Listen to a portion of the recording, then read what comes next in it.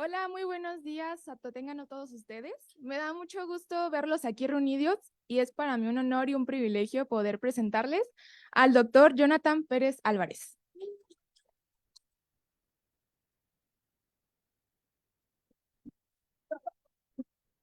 Él es un ingeniero químico de formación por la Universidad Autónoma del Estado de México en el 2007.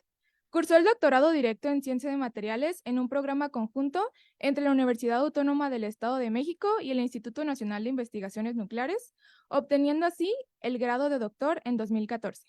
Realizó también una estancia de verano en el Centro Internacional de Física Teórica en Trieste, Italia, en el 2011. Realizó 4 estancias postdoctorales entre 2014 y 2017, de las cuales 3 en el Instituto de Investigaciones en Materiales de la UNAM y una en la Universidad Julio Verne en Amiens, Francia. Actualmente se desempeña como profesor investigador titular A en nuestra honorable Universidad de Guadalajara desde el 2017. En este mismo año también obtuvo la distinción como miembro del Sistema Nacional de Investigadores Nivel 1.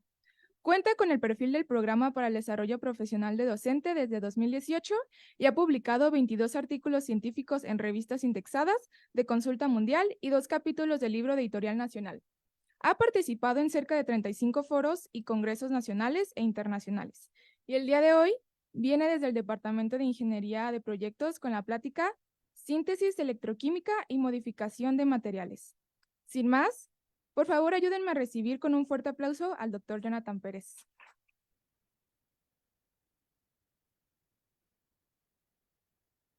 Bueno, muchas gracias, Valeria, por la presentación.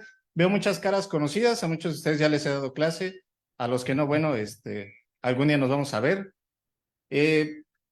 Los que no han tomado clase ya se sabrán qué significa esto, se los voy a dar. Hay examen al final, me dieron chance, ahí están impresos.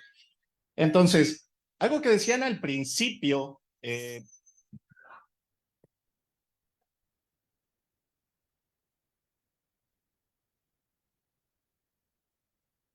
bueno, entonces, lo que nos mencionaban al inicio de esta semana de materiales era el saber dónde aplicamos la ciencia de materiales. Si ustedes ven el título de la charla, pareciera que les voy a hablar de electroquímica, pero realmente no. Lo que vamos a hacer es hablar de la ciencia de materiales para utilizarla en electroquímica. El que sabe ciencia de materiales sabe todo. Si alguna vez fueron a catecismo, les dijeron ahí que Dios estudió ciencia de materiales cuando creó al hombre, ¿cierto? Y después estudió ingeniería industrial cuando creó a la mujer, pero bueno, esa es otra historia, ¿no? Eso, bueno, lo vemos los domingos, ¿no? O sea, pero estudió ciencia de materiales. Entonces, vamos a ver por qué estudió ciencia de materiales. Entonces, lo que va a ser esta charla va a consistir de 3 etapas. Les voy a hablar de una pequeña introducción donde vamos a hablar de lo que es electroquímica, lo que es una celda electroquímica. Después les voy a hablar de lo que sería ciencia de materiales, que lo vamos a definir como síntesis electroquímica, y al final les voy a hablar de lo que sería la ingeniería de materiales, que sería cómo modificar un material. Cuando ustedes les dan algo, les dicen, tengo este material, tengo un problema. ¿Quién lo va a resolver? No lo va a resolver el ingeniero industrial, el mecánico, el electromecánico, lo va a resolver el licenciado, el ingeniero en materiales. Entonces, vamos con la primera parte, que es la introducción. Entonces, aquí partimos de lo que es más básico, lo que es una celda electroquímica. De hecho, si nos vamos a infraestructura, cuando hablamos de electroquímica, no necesitas mucha infraestructura. Necesitas simplemente un vaso y 2 materiales y se acabó. Eso es electroquímica como tal. Obviamente involucra más cosas, involucra muchas ecuaciones, muchos fundamentos teóricos de los cuales no les voy a hablar el día de hoy. Si queremos verlo, lo podemos ver con calma más adelante. Sin embargo, como pueden ver aquí ustedes, esto es una... ¡Ay! Me adelanté un poquito. Le metí turbo, pero bueno, eso era para que despertaran. Tampoco tanto. Entonces, si nos vamos a esta celda, que es la más básica, tenemos 2 materiales. Uno, que lo vamos a definir como un ánodo, que es el material como tal que vamos a destruir o al que vamos a someterle una reacción. En este caso sería una reacción de oxidación. Por otro lado, vamos a tener el otro material que va a comportarse como cátodo. que es donde va a ocurrir una reducción. Y toda la síntesis de materiales es esto, es electroquímica como tal. Si un material se oxida, va a haber otro que se va a reducir. Y lo vemos en nuestro cuerpo. Nuestro cuerpo es un sistema electroquímico como tal. Le metemos comida, se oxida, y hay otra parte del cuerpo que se reduce, ¿cierto? Y lo hemos visto en la naturaleza. Las plantas hacen un proceso de reducción por el cual pueden obtener, ¿qué? Oxígeno y azúcar. Que eso no lo vamos a ver ahorita, pero es algo que ya hemos visto en la primaria. Pero aquí vamos a ver que cuando nosotros tenemos dos sistemas así, podemos hacer cualquier cosa, la que nosotros se nos ocurra. Para ese caso, nosotros podemos utilizar algo tan sencillo como una fuente de poder, una pila, algo que nos suministre voltaje o que nos suministre corriente. Ajá. Pero lo que tenemos que hacer nosotros es meter la ciencia de materiales. ¿Eso cómo? ¿O eso va dónde? En esta parte, donde nosotros vamos a definir qué propiedades tiene el material A y qué tiene nuestro material B. En este caso, como les decía, el ánodo y el cátodo. Esos van a tener algo que le llaman el potencial de oxidación, el potencial de reducción. ¿Qué tan susceptible es un material a oxidarse o qué tan susceptible es otro material a reducirse? Ajá. Eso podríamos decir, ay, lo tengo que memorizar. Pero después tomas clase conmigo y te dicen, no, tu mano derecha te lo dice, ¿no? Tú se lo preguntas y la mano derecha te va a decir, este se oxida, este se reduce, ¿cierto? Y ahorita lo vamos a ver. Entonces, antes de entrar a esa parte de quién se oxida y quién se reduce, cuando nosotros tenemos una fuente de poder, la fuente de poder, como les decía, solo te va a suministrar o un voltaje fijo y te va a medir el cambio de corriente, o te suministra una corriente y te mide el cambio de voltaje. Sin embargo, si tú quieres monitorear los dos cambios de manera simultánea para evaluar la velocidad de corrosión, hacer pruebas de impedancia, cosas de ese estilo, necesitas meter un tercer material. A ese tercer material le vamos a denominar electrodo de referencia. Ese electrodo de referencia como tal es otra celda que tiene un voltaje fijo. Esa como tal te va a censar el cambio de voltaje, mientras el otro electrodo, en este caso el cátodo, te va a censar el flujo de corriente. Ajá. Los amperes por segundo que nosotros, o bueno, los coulombs por segundo, mejor dicho, que nosotros conocemos como amperios, ¿cierto? Entonces, si nosotros continuamos a lo que les decía, vamos ahora a ver qué material se oxida y qué material se reduce. Vamos a decir, bueno, ¿por qué nuestra mano derecha nos lo va a decir? Si todos levantan su mano derecha, la ponemos en esta forma, sabemos que aquí está la tabla periódica, ¿no? Todos ya se lo saben. ¿Estos de aquí son qué? Gases nobles, no metales. Estos dos deditos de aquí son metales y este dedo chiquito son qué? Metales alcalinotérreos, ¿cierto? Ahí ya saben ciencia de materiales, ¿cierto? Ya se sabieron la química de la prepa, ya se las vieron en un par de minutos, segundos. Entonces ya sabemos que esta es la tabla periódica. Ahora, si a nosotros nos preguntan qué elemento se oxida más o es más propenso a una oxidación, en nuestra mente siempre viene el oxígeno. Si yo tengo un metal, lo pongo en contacto con oxígeno, se va a oxidar. ¿Por qué? Porque si vemos los elementos que están más hacia acá, son los que pueden generar una reacción de oxidación. Si tú tienes un metal y lo pones en presencia de oxígeno, se va a oxidar. Si tienes un metal y lo pones en presencia de nitrógeno, ¿qué le va a pasar? Dices, se nitrura, pero realmente no se nitruró. Es un concepto que utiliza la gente que hace metalurgia para decir, vamos a nitrurar un metal, vamos a borurar un metal, pero realmente no es una borurado, nitrurado, es una oxidación, ¿cierto? Porque lo estamos poniendo en contacto de esos elementos. Entonces, ahora ya sabemos qué sucede. Ahora ya sabemos que si nosotros nos hacemos más hacia este lado, estos elementos, en lugar de favorecer una oxidación, estos se van a oxidar. De hecho, de los elementos que se oxidan más fácil está el magnesio. O sea, el magnesio lo ves feo y se oxida. O sea, de hecho dices, ay, quiero trabajar con magnesio. No lo hagas. Pues ¿por qué? Porque se te va a oxidar. Ese es mi modular. Se empieza el modular hoy, de aquí a una semana ya el magnesio no existe, ya se oxidó. Pero tiene una ventaja, puede formar hidruros muy fácil. Entonces dices, eso me interesa. ¿Por qué? Porque forma un hidruro de magnesio. Entonces almaceno hidrógeno de manera sólida. Y como decía al inicio el rector, pues a mucha gente le interesa la parte de semiconductores. Los hidruros son de los semiconductores más importantes actualmente. ¿Por qué? Porque es una manera de almacenar hidrógeno. El hidrógeno es un gas chiquitito. No se puede almacenar tan fácil. O sea, no vas a encontrar un cilindro de hidrógeno tan fácil. ¿Por qué? Porque el hidrógeno se sale, difunde. Necesitas 2 pulgadas de aluminio para poderlo almacenar y te va a durar un par de meses.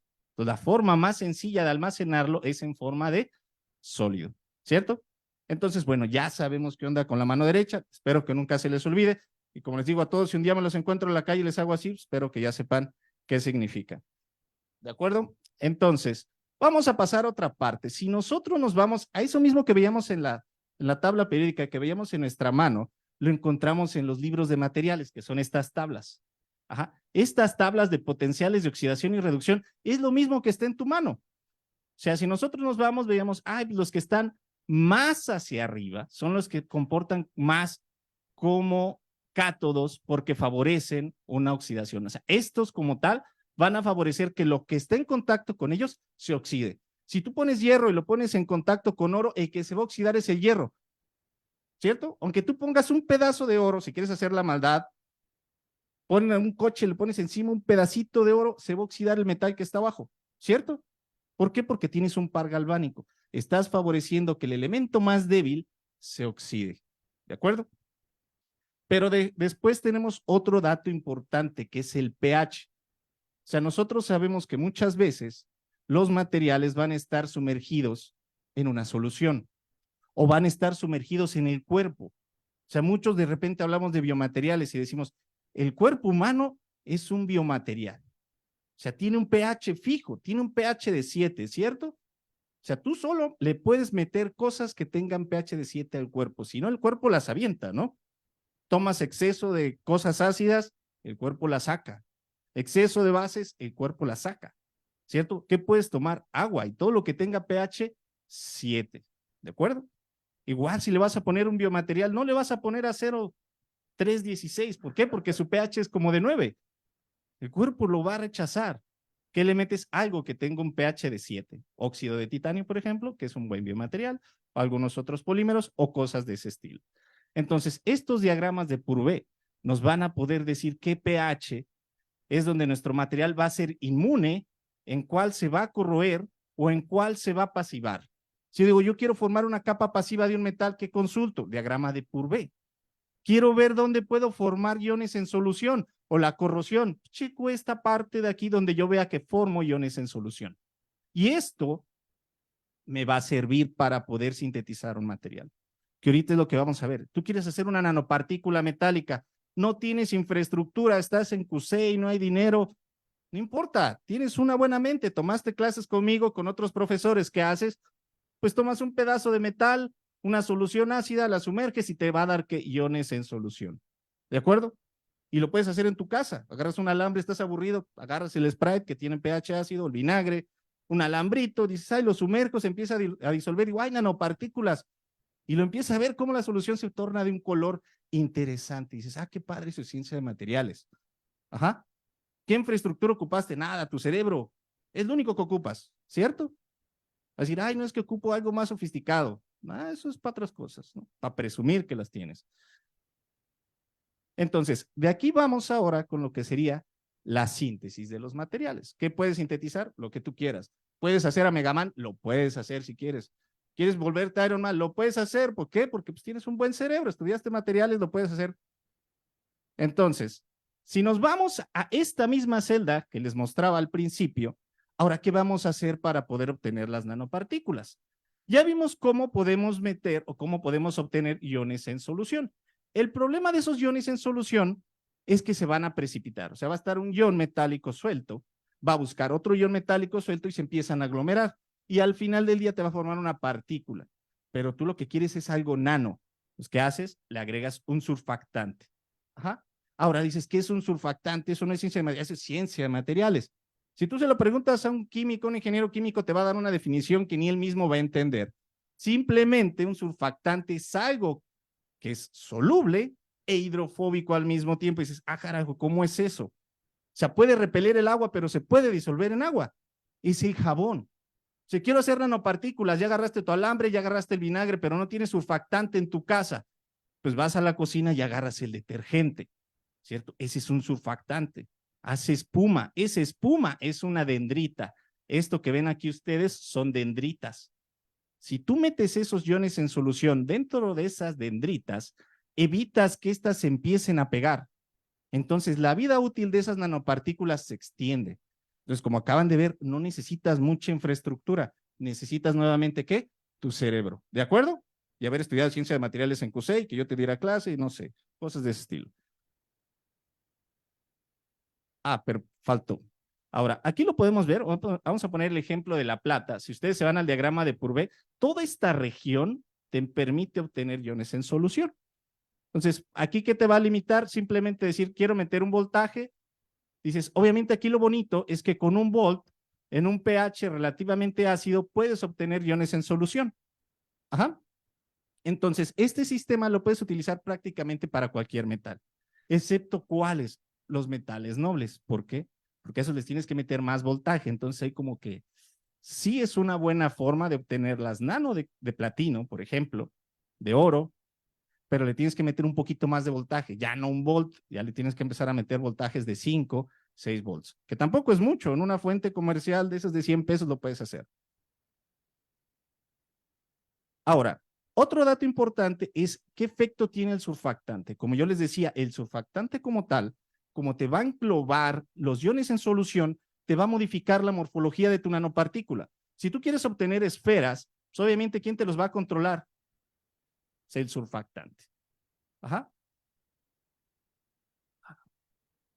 Si tú te vas al surfactante y le pones cierto surfactante, puedes obtener estas formas, puedes obtener cubos, que estos cubos los utilizan mucho para celdas solares, ajá, los cubos de plata, puedes obtener estas estructuras tipo dorito o estas especies de nanohilos o fibras, como quieran llamar.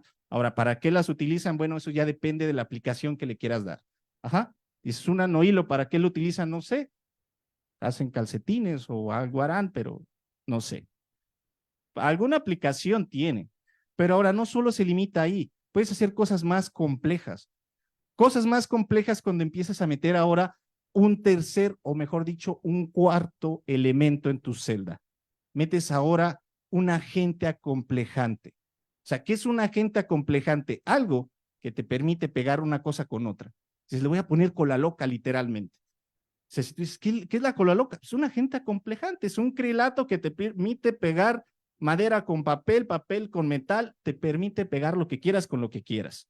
Un agente acomplejante desde el punto de vista de materiales te va a permitir lo mismo. Tú puedes pegar un polímero o un metal, ¿cierto? O puedes pegar un nano a otro nano. ¿Cómo? Dices, ya hice mi nanopartícula de plata, pero yo le quiero poner encima óxido de silicio. ¿Por qué? Porque el rector me dijo que hay que hacer semiconductores y ustedes ya lo saben hacer. Dices, ah, ya vi cómo hacer las nano de plata.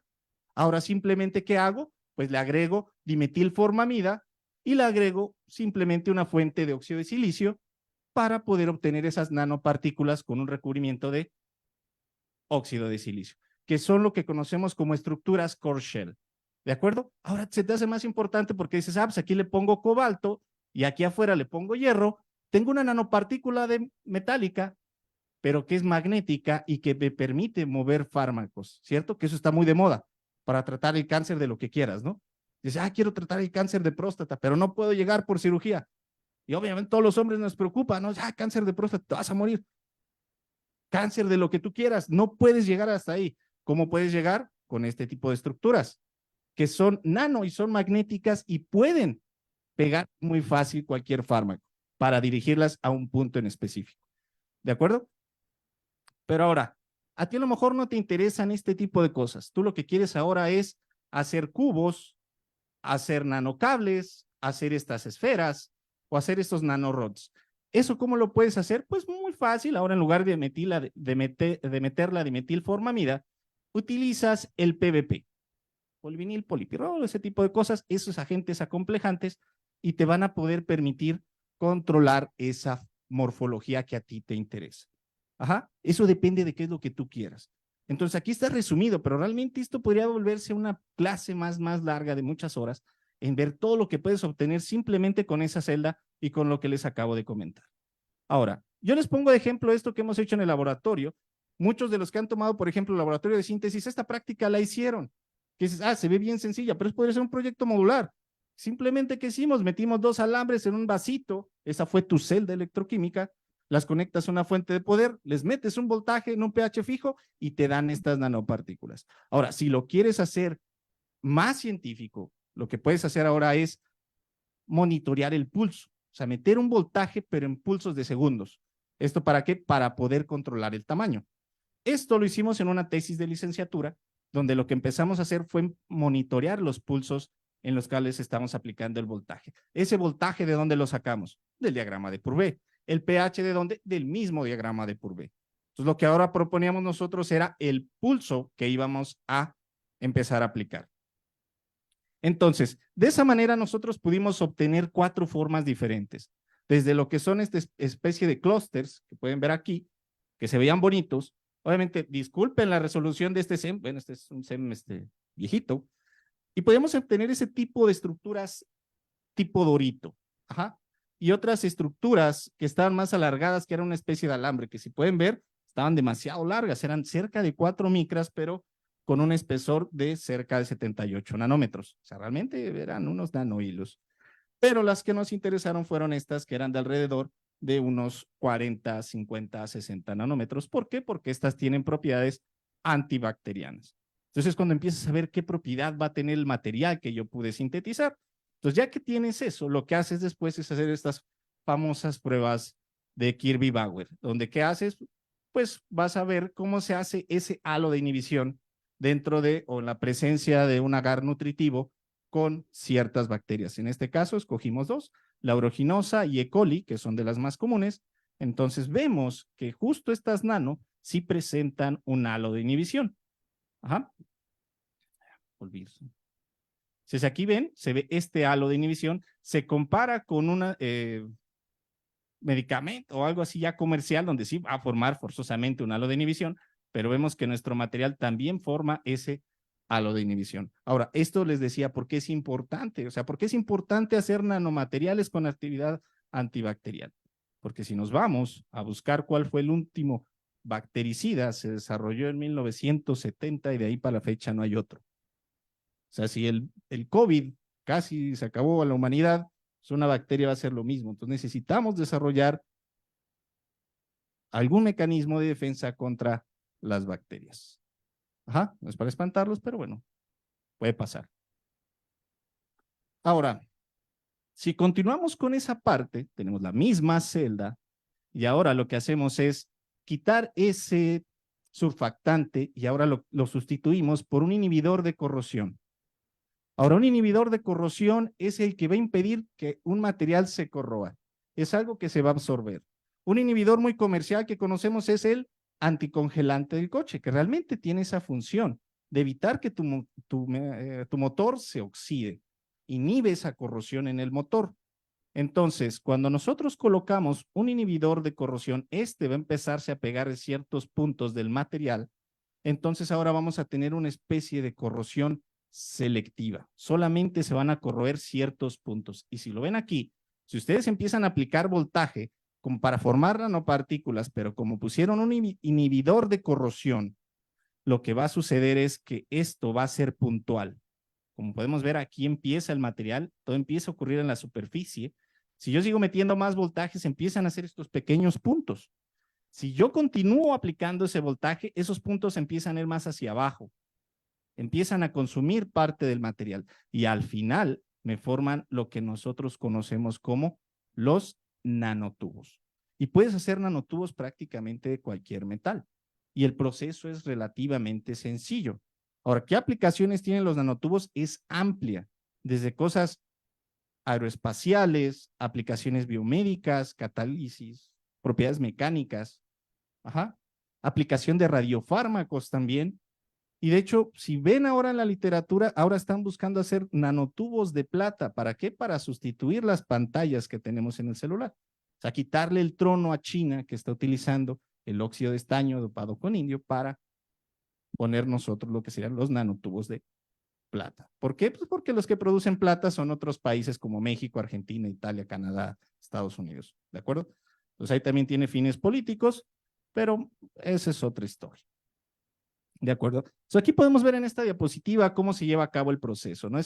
Esa corrosión selectiva, que es en ciertas partes es localizada y este proceso continúa alrededor de toda la superficie hasta empezar a hacer estos hoyitos que ustedes empiezan a ver aquí. Entonces, lo que va a depender de la altura de ese tubo va a ser el tiempo. Si tú quieres tubos que sean muy, muy largos, lo que haces es dejar los tiempos muy cortos. ¿De acuerdo? Ahora, aquí como podemos ver, tenemos diferentes factores que nos van a afectar el proceso de síntesis. Porque lo que tenemos muchas veces es que se llegan a formar estos residuos de óxido. ¿Esos de qué va a depender? Pues del tiempo en que tú sometas tu reacción, del voltaje, del lavado, de cosas de ese estilo, de la temperatura. Ajá. Entonces, ahí si tú controlas el pH, tratas de quitar ese residuo que se forma encima, que es muy común cuando haces síntesis de nanotubos. Como vemos aquí, pues ya lo hemos empezado a controlar un poco, donde ya vemos que no hay presencia de esos óxidos superficiales. Ajá. Y no sé, pero si lo ven en sus pantallas, aquí se ven ya ciertos nanotubos bastante ordenados. Obviamente es importante hacer énfasis aquí que estos nanotubos no tienen tratamiento térmico. O sea, son como se obtuvieron y están ordenados. Ajá. Eso es muy difícil de obtener. Ahora van a decir, ¿qué otras rutas de síntesis de nanotubos hay? Hay muchas. Está el CBD, pero es un proceso caro. Está spray pirólisis, pero también es un proceso caro. Ajá, que tiene los mismos inconvenientes que un sistema electroquímico. La ventaja del sistema electroquímico es que, bueno, es más accesible y puedes controlar más fácil esos factores. ¿De acuerdo? Ahora, ¿qué importancia tiene un nanotubo? Si ustedes se van a un nanotubo, ¿por qué crear nanotubos? Veíamos hace rato las nanopartículas, pero si nosotros comparamos el comportamiento de un nanotubo con el comportamiento de una nanopartícula desde el punto de vista eléctrico en espectroscopía de impedancia, el nanotubo y la nanopartícula se comportan igual. ¿Eso qué quiere decir? Pues que tiene una ventaja gigante. Tú vas a tener un nanotubo que se comporta como si fuera una nanopartícula, pero es estancado, no necesitas recuperarlo. O sea, lo puedes meter en una reacción química y no necesitas recuperar ese catalizador en forma de polvo. Simplemente sacas tu substrato donde está el tubo y listo. No necesitas recuperarlo. Esa es una gran ventaja. De ahí que los nanotubos hayan tomado gran interés en la parte de catálisis, donde los químicos se asoman a ver qué hace la gente de materiales para obtener este tipo de estructuras, ¿no? Están alerta para ver qué es lo que se está haciendo. Ahora vámonos con la ingeniería de materiales, con la modificación de un material. Aquí vamos a poner un caso muy particular. Ajá, esto es algo que hice durante una estancia postdoctoral, pero es algo que sigo haciendo, pero vamos a poner este ejemplo, que es la fotocatálisis. Mucha gente hace fotocatálisis por la cuestión ambiental, por lo que tú quieras, pero hay un problema. Los catalizadores tienen un tiempo de recombinación par electrón hueco, que son los responsables de esa oxidación, llegamos a lo mismo, todo es oxidación. Entonces, estos pares electrón huecos son los responsables del proceso de degradación de colorantes, de compuestos orgánicos, cosas de ese estilo. Sin embargo, como esta recombinación es muy rápida, estamos hablando de alrededor de 5 nanosegundos, es tan rápida esa recombinación que el material pierde efectividad en cuanto a su proceso de fotocatálisis. Una manera muy común de mejorar ese proceso de fotocatálisis es uno, o dopar el material, que es lo más habitual, pero dices, es hacer un proceso adicional, pues ya deja de ser un proceso ingenieril, ya dices, pues hacer un material desde cero, porque ahora es doparlo. Entonces, lo que tú quieres es no alterarlo. O sea, tomar el mismo material y simplemente hacerle un cambio para mejorar su actividad fotocatalítica. Y una forma pues, es simplemente pasar de una estructura compacta a una nanoestructura. ¿Y eso cómo lo podemos hacer? Pues dos rutas muy sencillas. La primera de ellas es pues, hacer un barrido electroquímico. Tomas la misma celda, dices, ok, vamos con la misma celda. Dices, todo es con la celda que hemos visto hasta ahora. Ahora, yo la conecto al mismo potenciostato galvanostato y lo que hago ahora es aplicar ciclos de oxidación y reducción durante cierto tiempo. ¿Eso para qué? Pues porque voy a empezar a oxidar y a reducir el material, lo voy a empezar a disolver.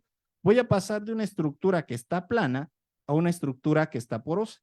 Ahora van a decir, ¿y eso me interesa? Si ustedes estudian ciencia de materiales, claro que les interesa.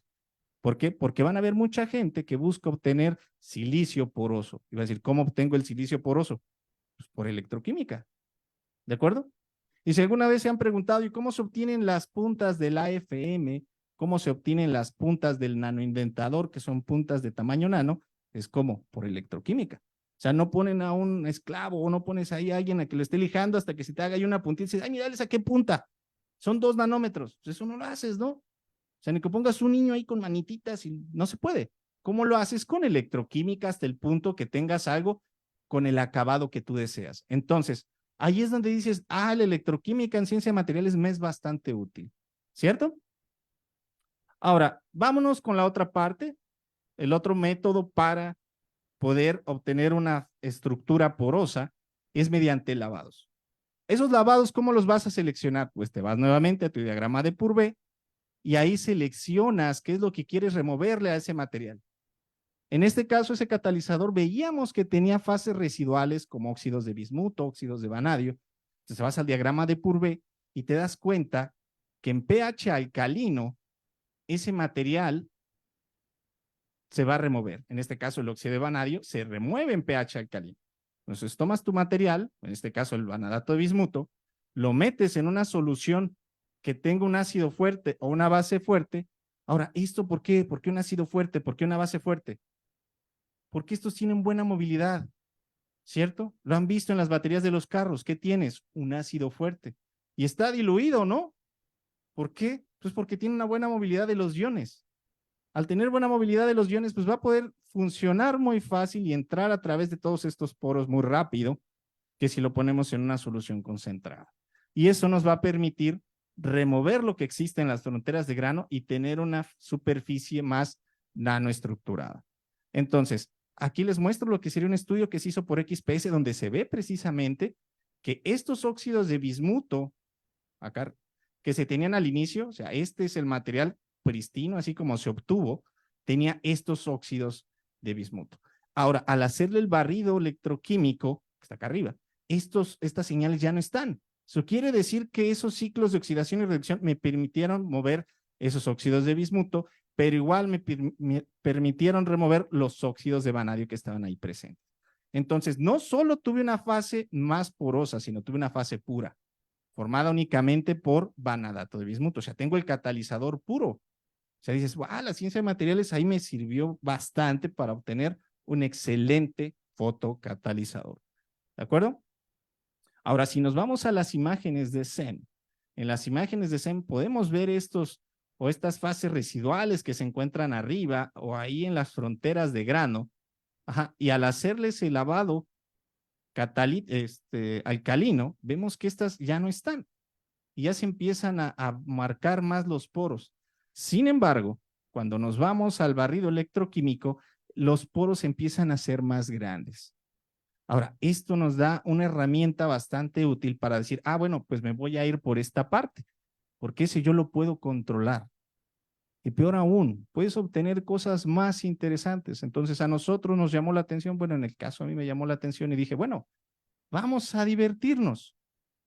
¿Cómo? Pues vamos a meterle más power, vamos a dejarlo más tiempo, vamos a hacer un barrido electroquímico, vamos a destruir el material hasta obtener esto que dices, ay, lo ves desde arriba y se ve como si fuera pasto, lo ves en el microscopio y se ve de esta forma, dices, ay, mira, le crecí cabello a mi catalizador, y realmente no. Te empiezas a alejar un poquito y se ve como está aquí en esta imagen, como si fuera espagueti. Pero ahora, si te empiezas a meter más hacia qué es lo que tienes, te das cuenta que esta cosa es una nanoestructura.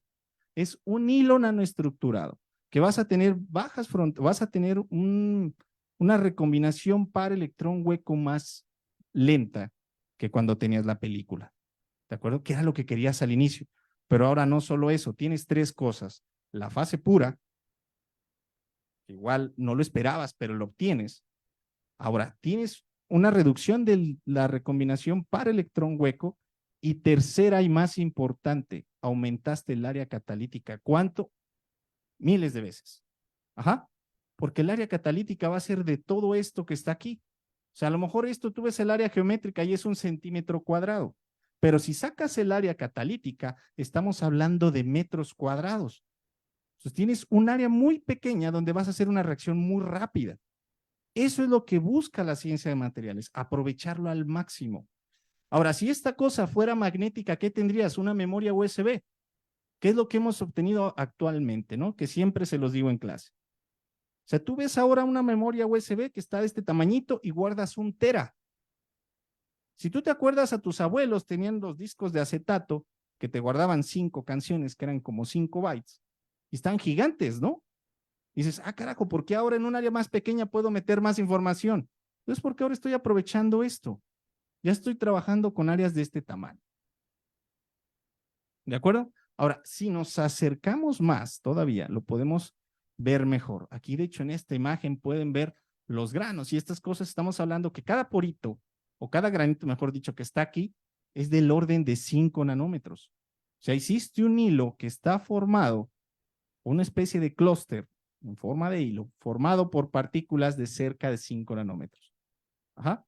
Entonces, este método o esta ruta la puedes ocupar para diferentes materiales, sean catalizadores, materiales magnéticos o de cualquier otro tipo. Bueno, por mi parte es todo. Digo, traté de irme rápido. Pues para aprovechar que haya preguntas.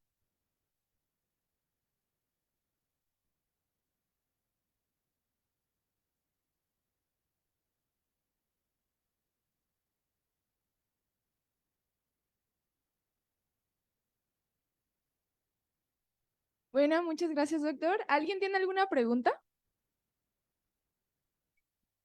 Hola, muy buenos días. Pues gracias por la plática tan interesante y la manera en que nos la impartió. Yo tengo una pregunta respecto al pH en la aplicación de fotocatálisis. ¿Cuál es el papel que juega este o qué condiciones son las ideales para ese tipo de aplicaciones? Fotocatálisis, ajá. Primero hay que ver que el pH va para todos. El pH, para los que no se acuerdan rápido, es el potencial eléctrico de una solución. Nada más que nosotros lo traducimos en medidas de pH. Ahora, ese potencial eléctrico como tal va a limitarte el movimiento o te va a favorecer la recombinación para electrón hueco. Entonces, cuando hablan de fotocatálisis, casi todo el mundo dice, hay que hacerlo en pH ácido. ¿Por qué? Porque es más rápido. ¿Por qué? Porque en pH se mueven más rápido los pares electrón hueco. Ajá. Pero eso te lo explica porque digamos que tú lo que vas a tener es un protón en tu solución. Vas a tener muchos protones cuando tienes un pH de 2. La cantidad de protones es muy alta. Entonces eso te va a ayudar a que se empiecen a mover más rápido el par electrón hueco y el proceso de fotocatálisis sea más rápido. Sin embargo, eso de repente es perjudicial porque los mismos protones pueden oxidar o pueden reducir también al agente contaminante. O sea, también ahí de repente es un poco contradictorio esa parte. Ajá. No sé si con eso contesto tu pregunta. ¿Alguien más?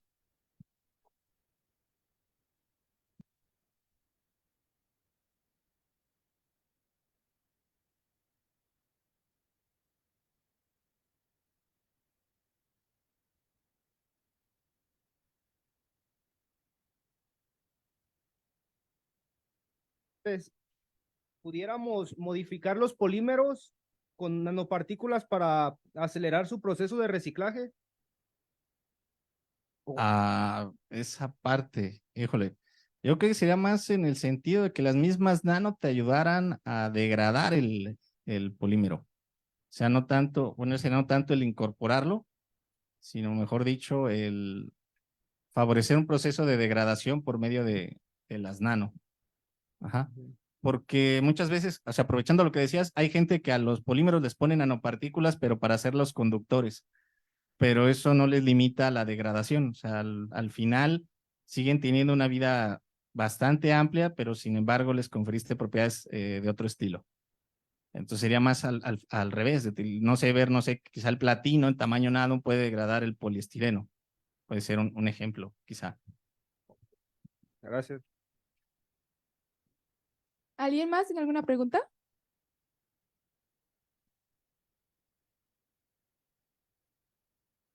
Muchas gracias, doctor Jonathan.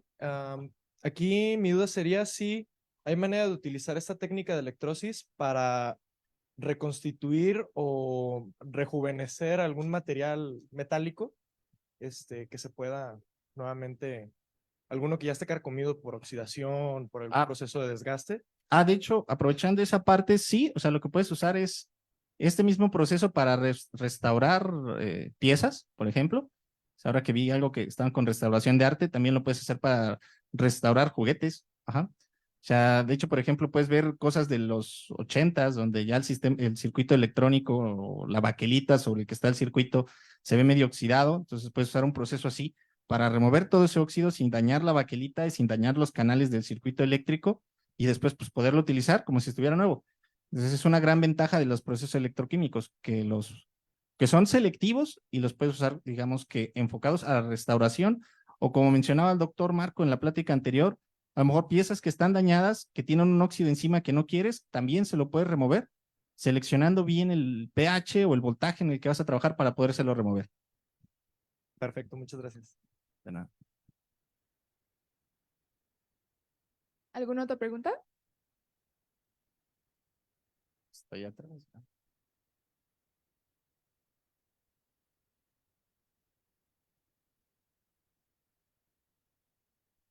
Hola, buenas tardes. ¿Existe algún riesgo biológico al usar estas técnicas? Riesgo biológico. O físico, no sé. ¿Algún tipo de riesgo? Como tal, ¿no? O sea, como riesgo al momento de utilizar el voltaje, el equipo siempre tiene un tope y no puedes pasar de 2 amperes. Pues no te vas a poder electrocutar. Los residuos que generas como tal son muy bajos. O sea, la cantidad de material que le remueves no pasa de 1 gramo, por ejemplo. Y esos son residuos que se pueden tratar fácil. Ajá. De hecho, también lo veíamos en una práctica de laboratorio, los que daban laboratorio de síntesis. Por ejemplo, puedes utilizar el cobre para remover los residuos. O sea, tú haces tu proceso para hacer tu material más poroso o hacer los nanotubos y te queda una solución. Esa solución va a tener iones metálicos presentes. Si tú le metes un metal como el cobre, que se oxida fácil, se va a empezar a recubrir de los iones metálicos que estaban por ahí dispersos. Y de esa manera ya no los echas al drenaje. O sea, al final todos esos iones metálicos se te quedan en el alambre y ya el problema después es qué haces con el alambre y los iones ahí, pero al menos ya los pudiste remover de tu agua de residuo para poderle echar al drenaje sin ningún problema. No sé si así hacemos. Esa es también una gran ventaja, eso es también ser un poquito medio verde.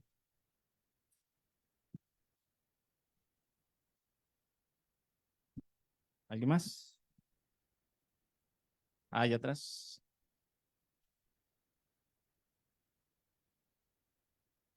Tenemos tiempo solamente para una pregunta. Por favor, muy breve. Gracias. Buenas tardes.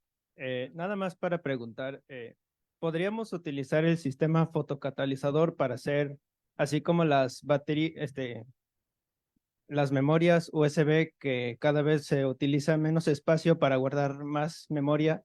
¿Podríamos utilizar ese sistema para hacer baterías que guarden cada vez más energía en menos espacio? Ajá, de hecho, eso lo tiene una charla de posgrado, o sea, ahí se utiliza con lo que son las microbaterías de litio. O sea, la microbatería de litio es la que ves en tu smartwatch. O sea, de hecho, el smartwatch, ¿cuánto les dura la pila? Pues como 15 días, ¿no?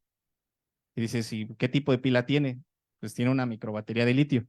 Tu celular sigue teniendo una batería de litio, entonces esa le dura, que pues un par de horas, ¿no?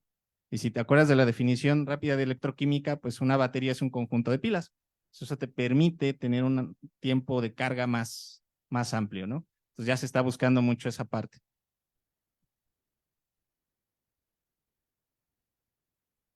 Bueno, doctor, de nuevo agradecerle su interesante charla y hago entrega de la constancia que acredita esta charla. Muchas gracias. Un fuerte aplauso, por favor.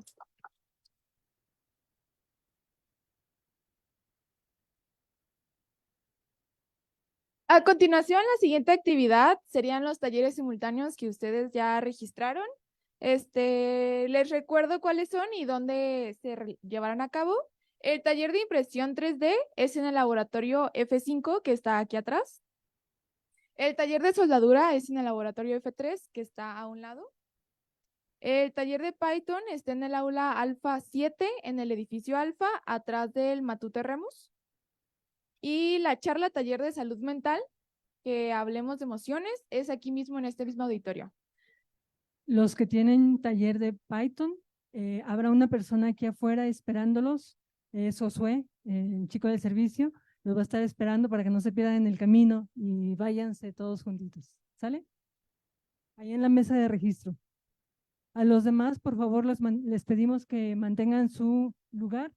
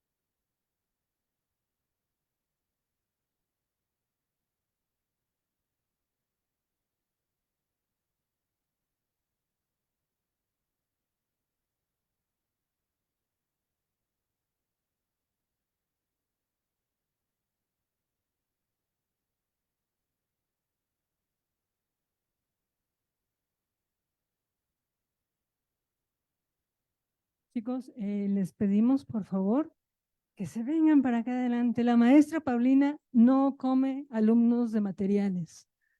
Pásense para adelante lo más que puedan.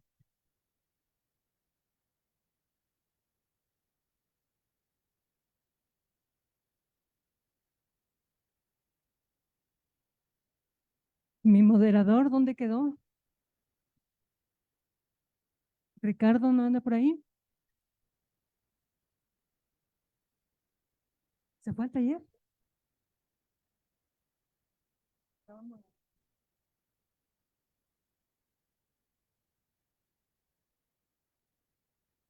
¿Quieres hablar? Sí, sí. No, que le tocaba a Ricardo. Pero aquí está, miren, entonces no vamos a hacer la presentación, ya listo con el gráfico, y pues ya no vamos a terminar, ya que para ¿verdad?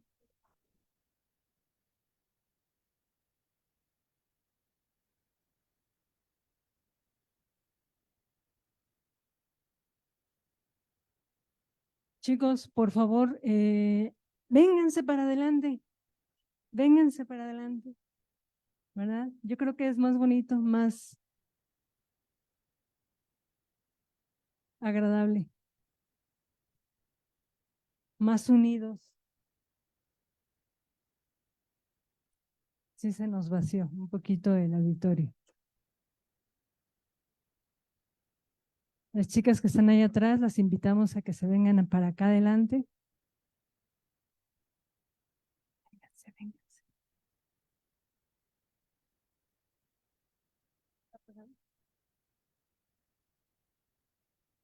Listo. Sí. Vale. ¿Funciona?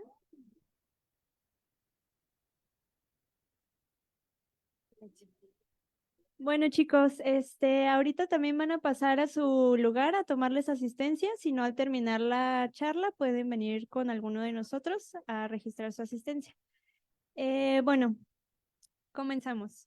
La maestra Paulina Alejandra Vázquez García es de la Universidad Michoacana de San Nicolás Hidalgo. Nos viene con la plática Hablemos de Emociones. La maestra Paulina Alejandra es licenciada en Psicología por la Universidad de Guadalajara, maestra en Psicología de la Salud por la misma universidad y cuenta con una especialización en Psicología Positiva. Actualmente es estudiante del doctorado interinstitucional en Psicología, adscrita a la Universidad Michoacana de San Nicolás de Hidalgo, en donde investiga aspectos psicológicos en mujeres con endometriosis. Es profesora a nivel licenciatura y maestría, tallerista, conferencista y psicoterapeuta. Tiene una formación en educación emocional y educación sexual del niño y del adolescente. Y actualmente se forma en terapias contextuales. Además, es voluntaria en la Fundación Mexicana para el Apoyo a las Mujeres con Endometriosis, dando conferencias a nivel nacional. Adelante, doctora. Hola, muy buenas tardes. Pues bueno, primero que nada, yo estoy muy contenta, muy feliz por la invitación. Fíjense que tenía muchos años que no daba una charla presencial, entonces esto es regresar a la presencialidad. En pandemia, pues mucho de esto se empezó a hacer en línea, entonces las conferencias en línea es diferente porque tú hablas, solo ves tu presentación, normalmente son en Zoom y no ves reacciones. No ves si ya los aburriste, no ves si ya se durmieron, no ves si se enfadaron. Entonces, siempre que sea presencial, pues es un reto diferente, ¿no? Y bueno, yo tengo, como ya escucharon, varios años ya impartiendo charlas de educación emocional. Nunca había impartido a ingenieros, ¿no? O ingenieros en formación. No me había tocado. Sí tengo algunos consultantes y tienen características especiales, ¿no? Tienden a ser muy racionales. Yo también soy muy racional, ¿no? Luego le queremos encontrar una explicación a todo.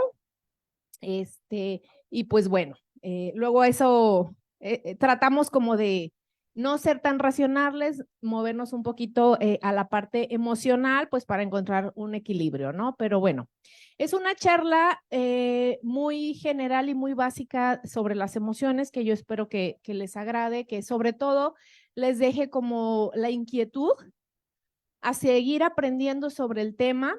También por ahí me comentaban que una necesidad o una duda general es cómo saber cuando yo necesito ir a terapia, ¿no? Cuando necesito ayuda profesional, ya sea de un psicólogo o un psiquiatra. Y pues bueno, espero que esto les deje como con algunas ideas para saber en qué momento se puede hacer esto o en qué momento necesito pedir ayuda, ¿no?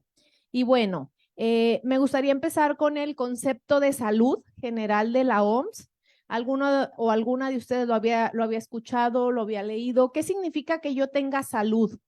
Pues según la OMS, tener salud es estar en un estado completo de bienestar físico, bienestar mental y bienestar social, y no solamente la ausencia de afecciones o enfermedades. Esta definición pues permanece vigente desde 1946 aproximadamente, y bueno, desde que leemos la definición, pues yo quisiera preguntarles, ¿quiénes cumplimos con eso? ¿No? ¿Quiénes no tenemos dificultades? ¿Quiénes no tenemos o tenemos un bienestar físico completo? No solamente la ausencia de enfermedad, porque también esto es muy importante. A veces no tenemos ni depresión, no tenemos ansiedad, no tenemos ninguna psicopatología, pero ¿qué creen? Tampoco tenemos bienestar. Son dos cosas independientes que tenemos que empezar como a trabajar de manera independiente. Cuando reducimos a veces niveles de depresión o ansiedad, no necesariamente significa que tengamos bienestar. Es algo que tenemos que aprender a cultivar y pues sí, a cultivar por nuestra cuenta de manera autónoma, emociones positivas, a lo mejor resiliencia. Entonces esto no es tan sencillo porque la cultura que vivimos, pues muchas veces no fomenta el bienestar, ¿no? Vivimos en una cultura, pues que nos exige que trabajemos mucho, mientras más trabajes, eres más exitoso, tienes más reconocimiento y eso a veces implica que nos descuidemos, ¿no? No dormimos lo suficiente, no hacemos ejercicio, no tenemos hábitos saludables, pero ante la sociedad somos exitosos. Entonces, esto a veces es complicado, ¿no? Que la sociedad fomente de alguna manera la salud integral. Y bueno, otro concepto importante para revisar, caray, ahí está, no, ya me brinqué otro. Es la salud mental. También pues es un estado de bienestar en el cual cada individuo desarrolla su potencial, puede afrontar tensiones de la vida y trabajar de forma productiva. Yo les quisiera preguntar aquí, ¿alguno de ustedes alguna vez sabe cuáles son sus fortalezas? ¿Sabe si es resiliente? Es más, ¿sabe qué es la resiliencia? ¿Sabe cultivar las emociones positivas? ¿Cómo andamos de autocuidado? ¿No? Porque la salud mental pues incluye todo esto, el bienestar subjetivo, la autonomía, habilidades intelectuales, pero también habilidades emocionales, ¿no?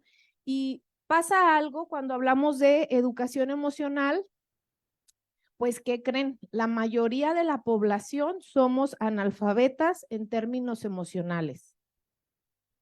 Podemos tener doctorados, postdoctorados y súmenle ahí y muy exitosos profesionalmente hablando, pero descuidamos esta parte.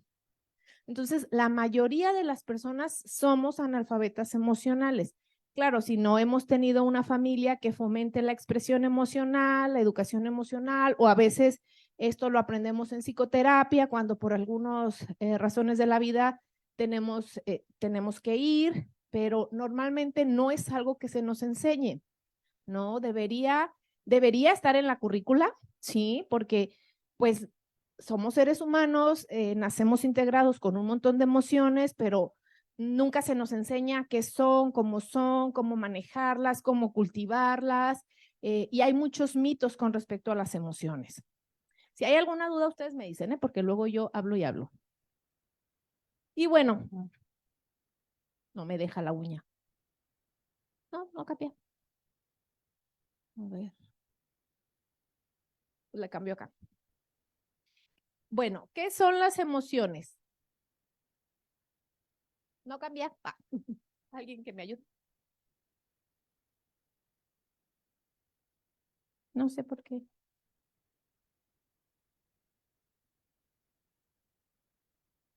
¿Ya? Ah, no, antes de hablarles de qué son las emociones, hay una pregunta básica con la que yo quiero iniciar.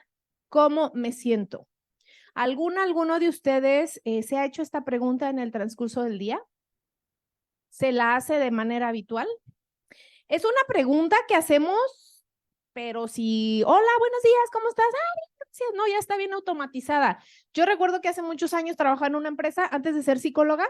Tenía una compañera en Monterrey que, hola, Clau, ¿cómo estás? Uy, mal, fíjate que me pasó. Y así como que, a ver, ¿a qué horas deja de contarme, no? Porque yo necesito que me pase a fulanito, yo necesito que me resuelva esto. Y bromeando decía, ay, Clau se toma el cómo me siento de manera real, ¿no? Se lo toma en serio, ¿no? Cuando nada más es mera formalidad. Pero, bueno, algo que tenemos que empezar a hacer nosotros de manera cotidiana y de manera habitual es tener esta autoconciencia, y eso tiene que ver mucho con mindfulness, atención plena, que a lo mejor ya lo han escuchado y está, ahorita es como, uy, ¿no? La bomba. ¿Cómo me siento? Ni siquiera a veces somos capaces de responder a esta pregunta. Y hablando incluso en términos físicos, ¿hay algún malestar? ¿Hay alguna incomodidad en mi cuerpo? ¿Hay tensión? Y entonces también luego viene la respectiva emoción, ¿no? ¿Qué estoy sintiendo? Yo hace ratito decía, estoy un poquito nerviosa. Hace años que no di una charla presencial, ¿no? Y esto es educación emocional, el poderle poner nombre a lo que siento, incluso tener la capacidad de decírselo.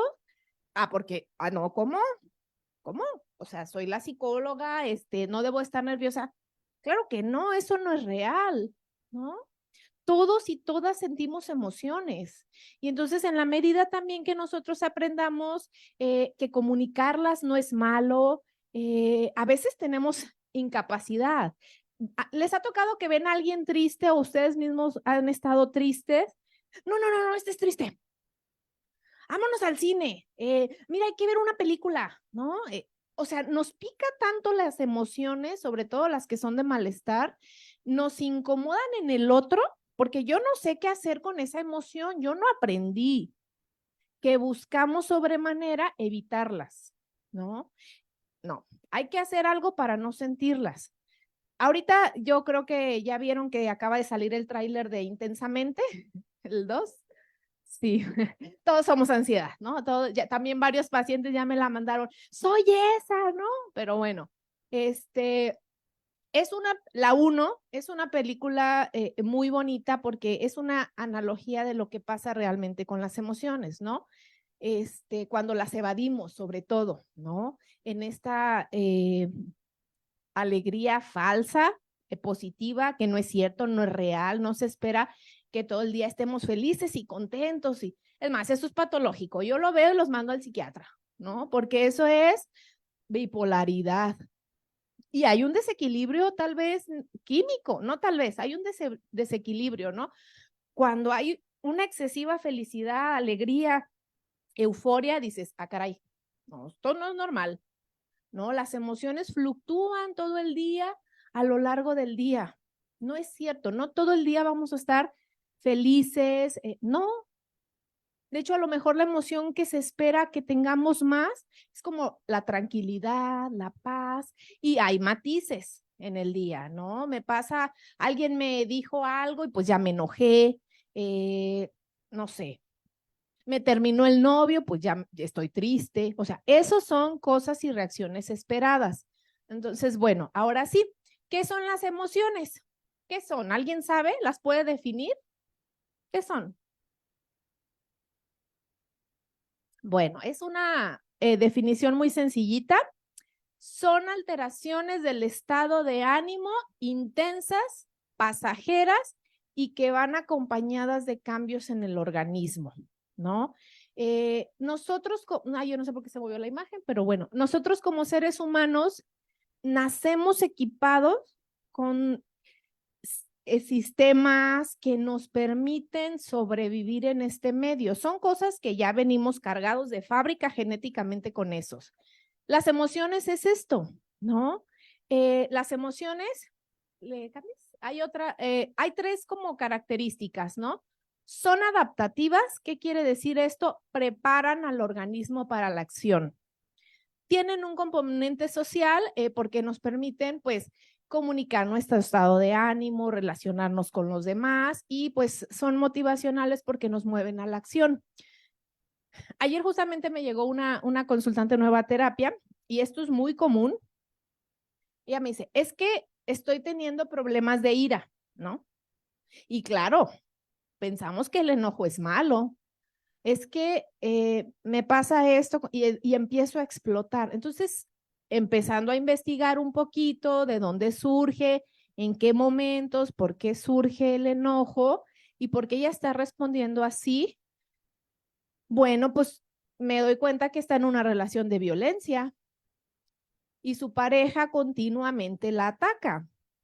Entonces, pensándolo en estos términos, ¿ustedes creen que el enojo es malo? Si yo me paro ahorita y golpeo a alguno de ustedes, pues, ¿qué es lo esperable? ¿Mande? Pero a lo mejor viene derivado, es violencia, tienes razón. Las emociones, como les dije, preparan al organismo para la acción. Incluso si ustedes se van y revisan los cambios fisiológicos en cada una de las emociones, cambia. El enojo, ¿dónde sienten el enojo? Cuando están enojados, ¿qué sienten en el cuerpo? Caliente. ¿Qué más? ¿No sienten hasta así como que los puños así? Sí, a veces es la cara roja, tenemos taquicardia. ¿Por qué pasa esto? Porque el organismo moviliza recursos. El organismo detecta que hay una amenaza, alguien nos está agrediendo, alguien nos está haciendo algo, y entonces yo tengo que prepararme para responder, ¿no? Y por eso el golpear puede ser una consecuencia del enojo. Algo también que siempre digo mucho es, tenemos derecho a estar enojados, no tenemos derecho a golpear a los demás cuando estamos enojados, ¿no? Eso es parte incluso de la educación emocional, el aprender a regular nuestra conducta. Pero en términos fisiológicos, ese cambio ahí está, ¿no? Y otra vez, si yo me paro y empiezo a golpear a alguien, pues a lo mejor no se van a parar y decir, oiga, es que eso es violencia. ¿Qué va a pasar ahí? Yo enojada, fúrica, ¿lo voy a escuchar? ¿Qué necesitarán en ese momento? A lo mejor no responder la agresión, pero de entrada es, agarro las manos, ¿no? Respondo fisiológicamente. Entonces, todas y cada una de las emociones, si nosotros nos vamos y analizamos, tienen este componente, ¿no? Están surgiendo por algo. Entonces hay que escucharlo.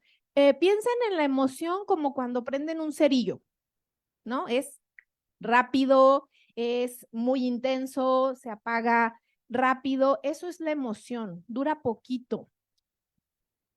Luego viene el sentimiento. ¿Cuál es la diferencia del sentimiento? Que el sentimiento ya es duradero, que a lo mejor ya le metemos un poquito esta cuestión de la conciencia de, caray, pues me siento decepcionada, ¿no?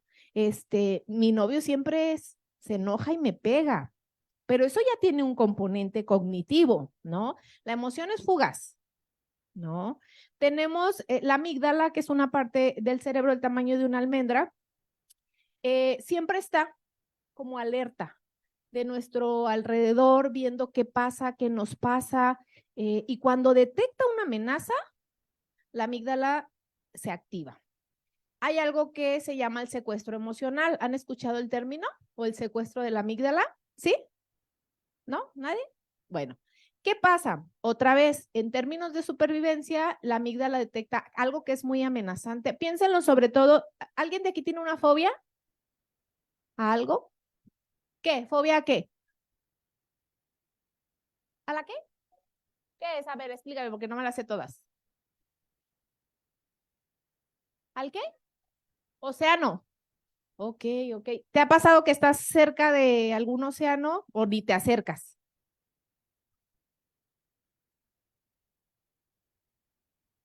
Ok. ¿Cómo crees que te pasaría si vas en un barquito y a lo mejor alguien te avienta? ¿Se muere del infarto, alguien dijo? Ok. Bueno, déjenme les platico. Yo tengo una fobia a los perros. Yo veo un perro y de verdad, yo, ¿a dónde me trepo? O sea, volteo a ver así como alrededor, que hay, ¿dónde me puedo subir? ¿Dónde me puedo poner a salvo? Entonces, el secuestro emocional es algo que, no, que se puede ser muy evidente en el miedo, en la fobia o en el enojo. No es racional. ¿Por qué? Porque hay una vía directa. Nosotros tenemos una corteza prefrontal que es lo más evolucionado del cerebro y es lo que nos separa de los animales, es donde están las funciones ejecutivas, nos permite planear, pensar, organizar, decir, bueno, pues es que yo les quiero pegar, pero ¿qué creen? Pues eso no está bien, ¿verdad? Es esta parte racional que tenemos todos y cuando hay un secuestro emocional, la amígdala toma el control del organismo y hay una vía directa de acción que dice, corre, defiéndete, pega, no pasa por la corteza prefrontal. Otra vez, esto es en términos de supervivencia, ¿no? Si nos pone, en el caso de te avientan del barquito, pues tú no vas a pensar, ahí no, a ver, ¿qué hago? Aquí me espero a que me avienten el salvavidas. No, o sea, en términos de supervivencia, vas a hacer lo que hayas aprendido que se puede hacer en esas situaciones. Si nos ponemos aquí a media avenida y viene un coche, no nos ponemos a pensar, ¿qué hago? ¿Corro para este lado? ¿Corro para este? ¿Me espero a que el coche se detenga? No, esto es segundos. Cuando menos acordamos, ya cruzamos la avenida, ¿no? Entonces, así funcionan las emociones, por eso son adaptativas, ¿no? Porque son estos mecanismos que tiene nuestro cuerpo, pues para prepararnos a la acción, ¿no? Para protegernos, ponernos a salvo. Entonces, todas, ¿no? ¿Le cambiamos? Bueno, y aquí a mí me gustaría que hicieran un pequeño ejercicio. ¿Tienen dónde anotar? ¿Sí? Bueno, yo voy a contarles un minuto y quiero que hagan una lista de todas las palabras que conocen para nombrar emociones y sentimientos. ¿Sale? Déjenme, les pongo el cronómetro, se me olvidó. Perdón.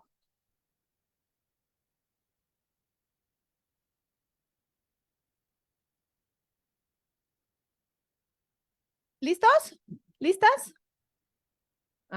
Saquen plumita, hoja, su celular, lo que sea más cómodo para ustedes.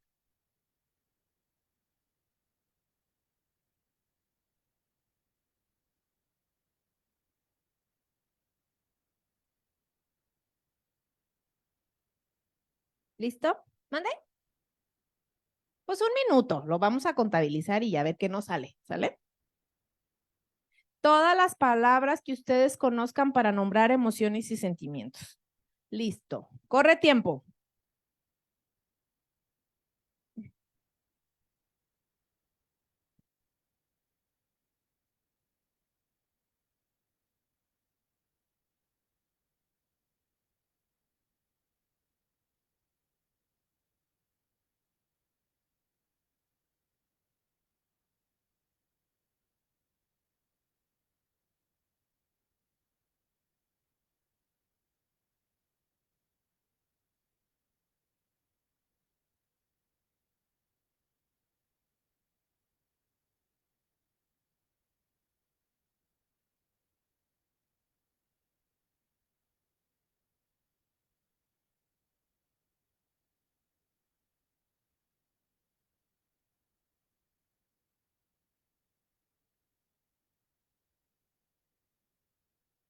Cinco segundos.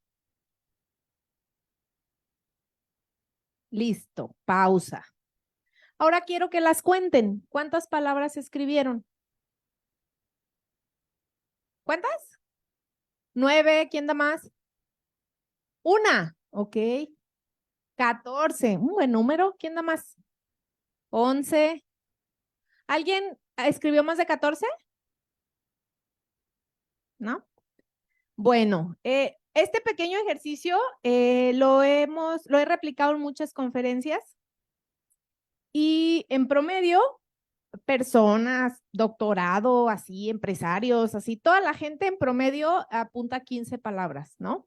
Ahorita igual nos ayudan a leerlas, pero yo les quiero preguntar, ¿saben cuántas palabras existen en español para nombrar emociones y sentimientos? A ver, echen un número. 100. Hay poquitas más. ¿Quién da más? 200. Todavía un poco más. 250. Bueno, hay alrededor de 307 palabras para nombrar emociones y sentimientos, ¿no? Si se fijan, digo emociones y sentimientos porque ya en la cotidianidad, pues ya es muy difícil como que separar. Ay, teóricamente esto es una emoción, teóricamente es un sentimiento. Entonces, las llamamos indiscriminadamente, ¿no? O podemos llamarlas incluso afectos. Pero dense cuenta, ¿por qué es importante tener vocabulario emocional? Mientras más palabras yo conozca para nombrar emociones y sentimientos, es más fácil que yo le pueda poner nombre a lo que yo siento. Y no solo la palabra, o sea, también hay que entender qué significa, por ejemplo, no sé, la zozobra, ahorita se me ocurrió, ¿qué es eso? ¿No? ¿Cómo se siente? Y bueno, así hay un montón de palabras. Luego aquí en el español tenemos palabras como las ñáñaras, ¿no? Que achicopalado, que a lo mejor no las vamos a encontrar en el diccionario, pero todos sabemos qué son las ñáñaras, estar achicopalado y otro montón de palabras que utilizamos de manera cotidiana, ¿no?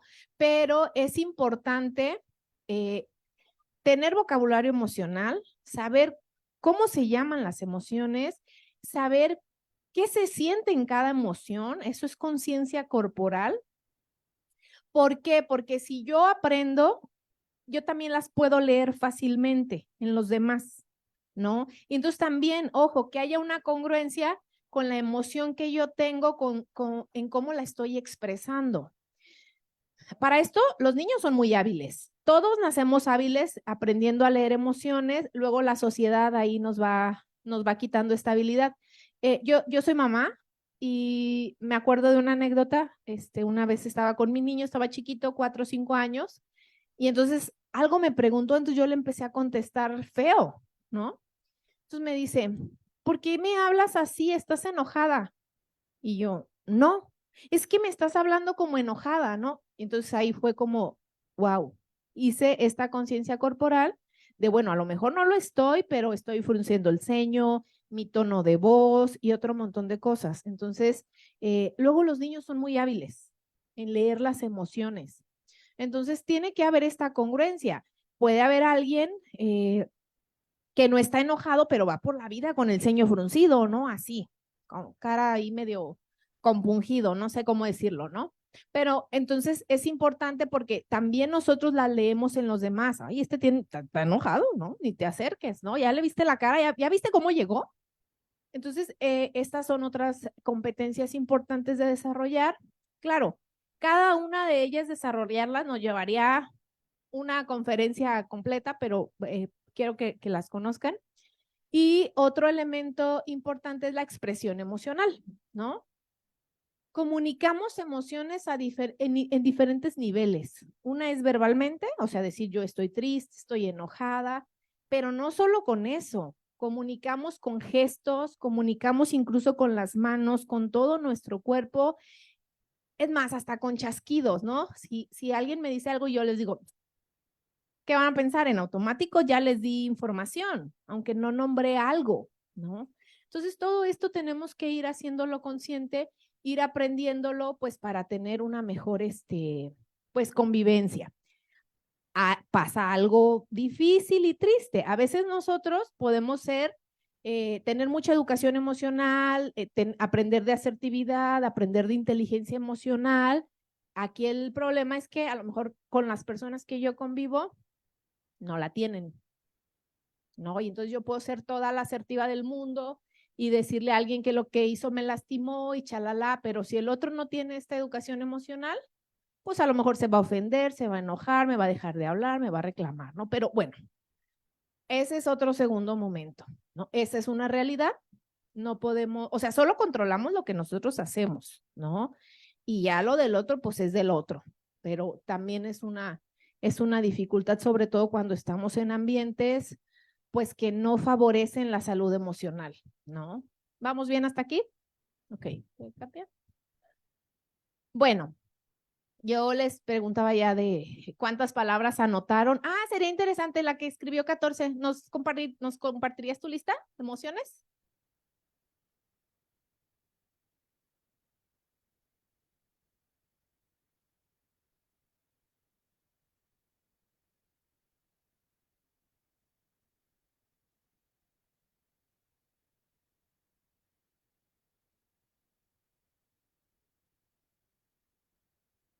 Ok, bueno, no sé si todos alcanzaron a escucharlas.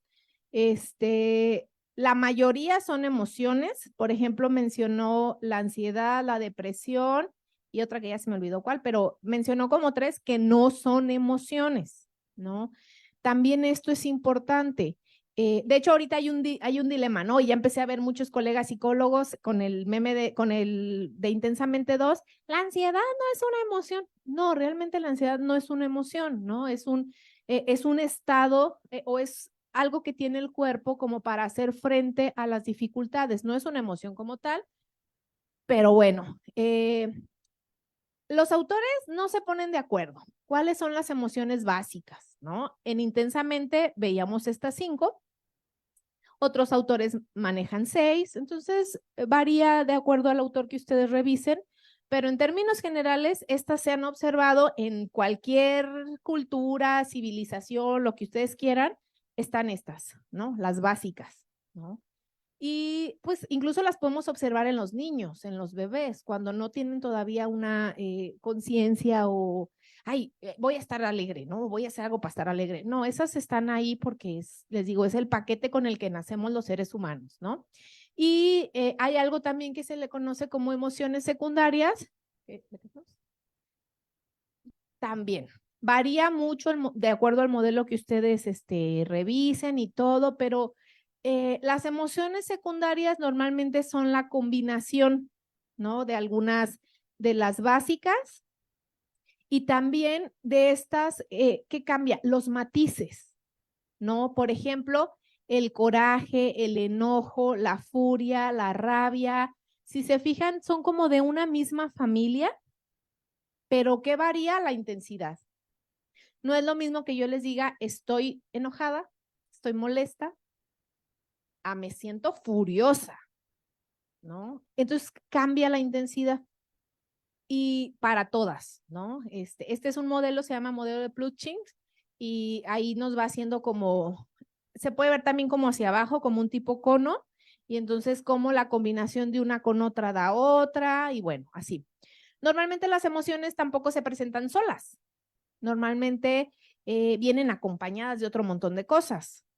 Si, por ejemplo, ahorita que yo les decía, me sentía un poquito nerviosa al dar una conferencia presencial, pero muy feliz porque hace mucho que no hago esto, ¿no? Entonces tenemos experiencias y no vienen solas, vienen acompañadas de varias emociones. Si alguien ahorita me contara una historia o algo significativo, podríamos escuchar y identificar muchas emociones de fondo. A eso se le llama complejidad emocional, ¿no? No, normalmente no viene una sola. También se ve en la película de Intensamente, ¿no? Al final fue triste ese momento porque perdimos, pero fue bonito porque tuvimos el acompañamiento de otras personas. Entonces esto nos pasa así, ¿no? Ahora viene la pregunta. Ya les di un poquito de la respuesta, pero ¿para qué creen que nos sirven las emociones? ¿Para qué otras cosas creen que nos funcionan? ¿Para regularnos? ¿Para qué más? ¿Cuidarnos? Ok. ¿Se acuerdan la parte social? Tiene que ver con eso, ¿no? Decirle al otro, tal vez, cómo me siento yo, para poner límites, para saber incluso qué necesito yo. Esto me permite incluso entablar mejores relaciones interpersonales. ¿Para qué más? ¿Alguna otra cosa se les ocurre? Bueno, pues para un montón de cosas. Esto es lo básico, ¿no? Lo básico. ¿Y por qué es importante hablar de emociones? Ah, espérenme, se me faltó esa diapositiva. Ahorita les digo el por qué. Normalmente podemos escuchar, a veces nosotros lo decimos, emociones positivas y emociones negativas, emociones buenas y emociones malas. No, no es que las emociones sean buenas o malas, no funciona así.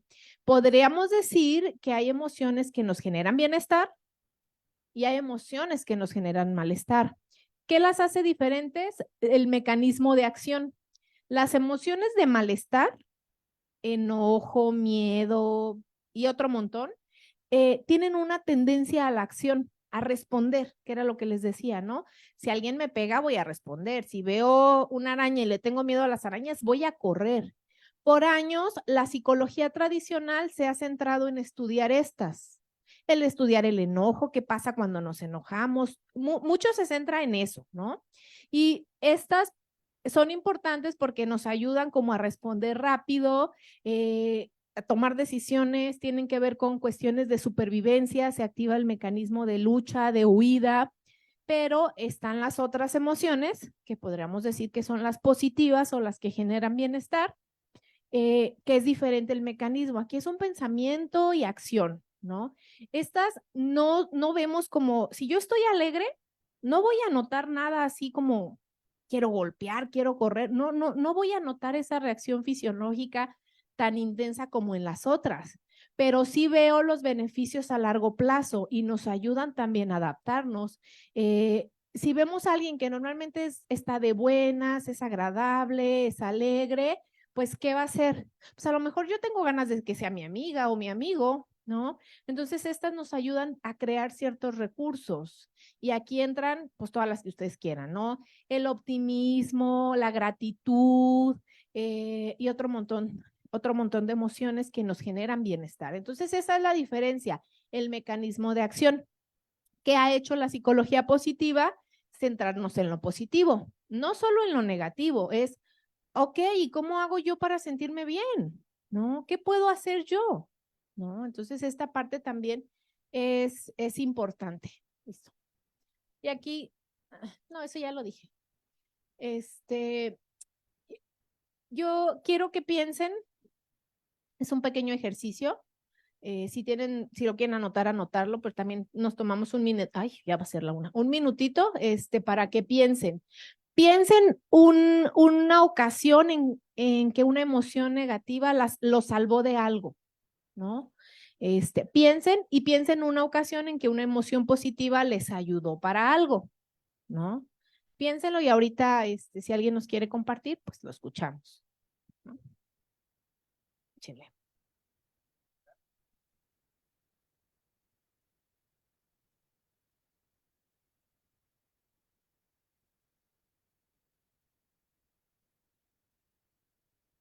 Les voy a tomar una foto.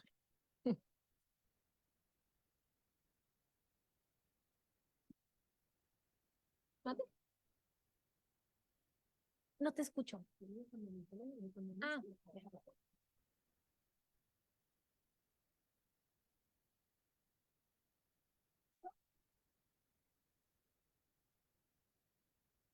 ¿alguien que nos quiera compartir? Bueno, ¿Aquí? ¿Por mayoría de votos? ¿Por dedocracia de su compañera? A ver, compártenos. ¿Qué tal? Buen día. Pues la situación en la cual, la primera, en la que Ajá. una emoción negativa me salvó, fue una vez cuando un señor en una tienda se puso agresivo e intentó agredir a mi pareja y a su hermano. Ujú. Y yo lo que hice es que me puse a la defensiva y así pude evitar que se hiciera un conflicto mayor. Ok. Y la cual de una positiva fue hace poco que tuve un choque Ujú. y lo que hice en vez de agredir, gritonear, ponerme a la defensiva, intenté hablarlo lo más que se pudo y si puedo llegar a un arreglo con esa persona, evitando una situación mayor, al igual que la primera. Muchas gracias. gracias. Gracias por compartirnos. ¿Qué notaron ahí?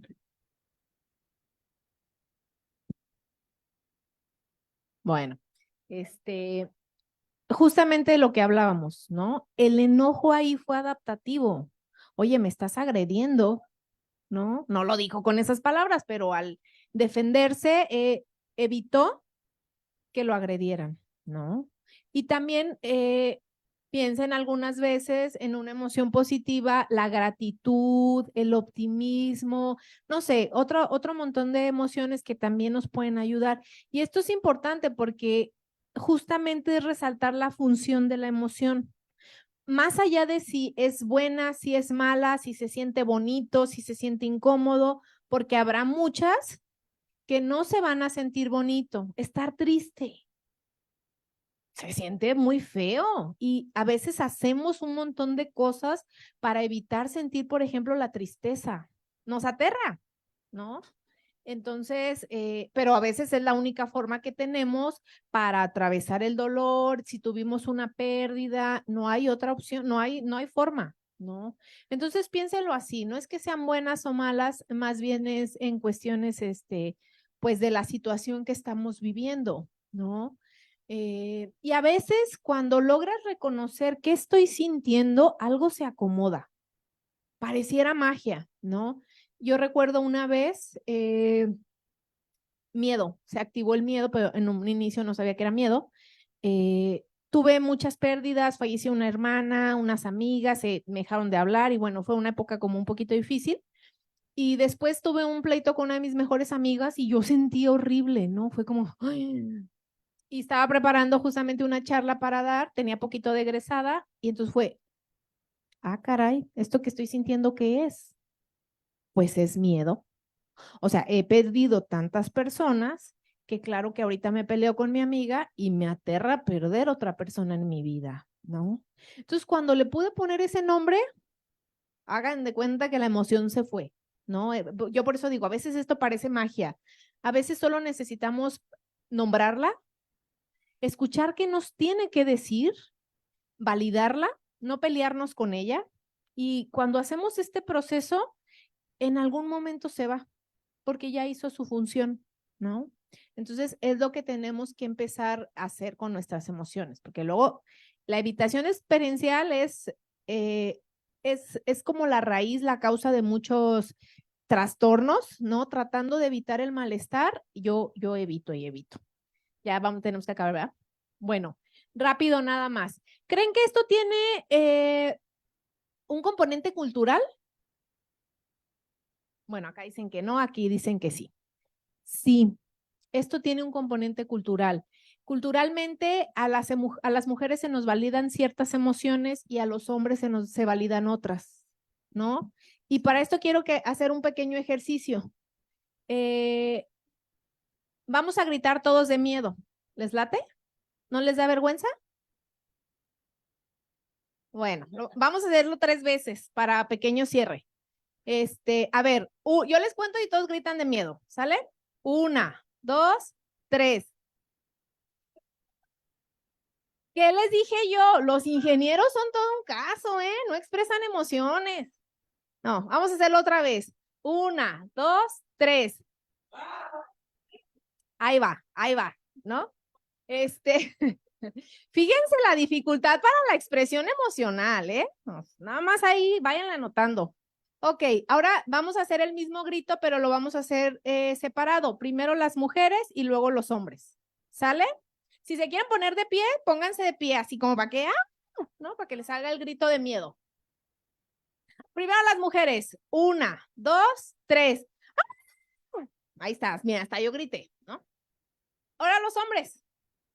1, 2, 3. Bueno, los felicito. Normalmente este ejercicio, ¿qué creen que pasa cuando les toca gritar a los hombres? ¿Por qué? Porque los hombres tienen que ser fuertes, feos y formales, dice el dicho completo, ¿no? Pero sí, por ejemplo, el miedo es una emoción que no se valida en los hombres. Sale un ratón, ¿a quién le hablamos? Pues mátalo tú eres el hombre, ¿no? Y por el contrario, a las mujeres, por ejemplo, una emoción que no se nos valida es el enojo, ¿no? ¿Y esto por qué es relevante? Bueno, por ahí traía unas gráficas, rápido, nada más las, ¿sí? Bueno, les puse esta imagen porque hay un reportero que me gusta mucho seguir, que él hace análisis luego con estadísticas y otro montón de cosas, y entonces él ponía esta imagen justamente de la película de Intensamente. En el papá, ¿quién tiene el control del tablero? La ira. Abajo, en el tablerito de la mamá, ¿quién tiene el control del tablero? La tristeza, ¿no? Y entonces, y ahí da unas cifras que están en la diapositiva siguiente, pero bueno, en términos generales, no, si quieres saber porque ni se va a ver. En términos generales, pásale otra. Esos son datos del 2021. Fíjense, esta es porcentaje de población con síntomas de depresión por entidad federativa. En moradito está Jalisco. La línea roja son las mujeres, la línea azul son los hombres. Las mujeres se reportan más niveles de depresión que los hombres, ¿no? ¿Me cambias? Bueno, ahí también se veía, ¿no? Los porcentajes. Eso es ansiedad. También las mujeres reportan más niveles de ansiedad que los hombres, ¿no? Pero ¿qué creen? Otra. No, un suicidio. Esta es del 2022, esta gráfica. ¿Quiénes se suicidan más que las mujeres? Los hombres. Y no quiere decir que no sientan, no quiere decir que no se puedan deprimir, no quiere decir que no tengan ansiedad, pero ¿qué creen? A lo mejor no buscan ayuda. A lo mejor no reconocen. Porque además las sociedades, no, échale ganas. ¿Cómo estás? ¿Cómo vas a ir al psiquiatra? ¿No? O sea, ¿cómo vas a ir al psicólogo? O sea, hay mucho de esto, pero esto también nos habla de estrategias de afrontamiento, ¿no? Las mujeres se nos valida más que estemos tristes, incluso hasta se relaciona con procesos biológicos, ¿no? Que luego se torna hasta una ofensa. Ay, estás menopáusica. Ay, seguro estás en tus días, ¿no? Pero se valida un poquito más que tengamos estas emociones, cosa que con los hombres, ¿no? ¿Quién de ustedes tiene la confianza a lo mejor de llegar y decirle a una amiga, amigo, hombres? Creo que estoy en depresión, creo que me siento bien triste. Bueno, por ahí veo algunos, ¿no? Eso es bueno, porque esto nos dice, ¿por qué creen que alguien se suicida? Pues a lo mejor ya es una depresión muy grave, ¿no? No tiene recursos para hacer frente a la situación de una manera a lo mejor más adaptativa, pero vean el porcentaje, 2.4 las mujeres, hombres 10.9. O sea, es 4 veces casi, ¿no? Creo que vi las de 2023 y bajó un poquito el porcentaje, pero casi nada, ¿eh? O sea, creo que la gráfica siguiente. Sí, miren, de 10.9 bajó a 10.5 y mujeres de 2.4 bajó a 2.3, ¿no? Pero es alarmante, ¿no? Es alarmante. Y las mujeres, muchas están deprimidas, pero ¿qué creen? En el fondo no es tristeza, sino que como no se nos permite expresar el enojo, pero sí nos permiten llorar, pues a veces estamos con mucho enojo, pero lloramos, ¿no? No hay una congruencia de lo que yo siento en cómo lo expreso.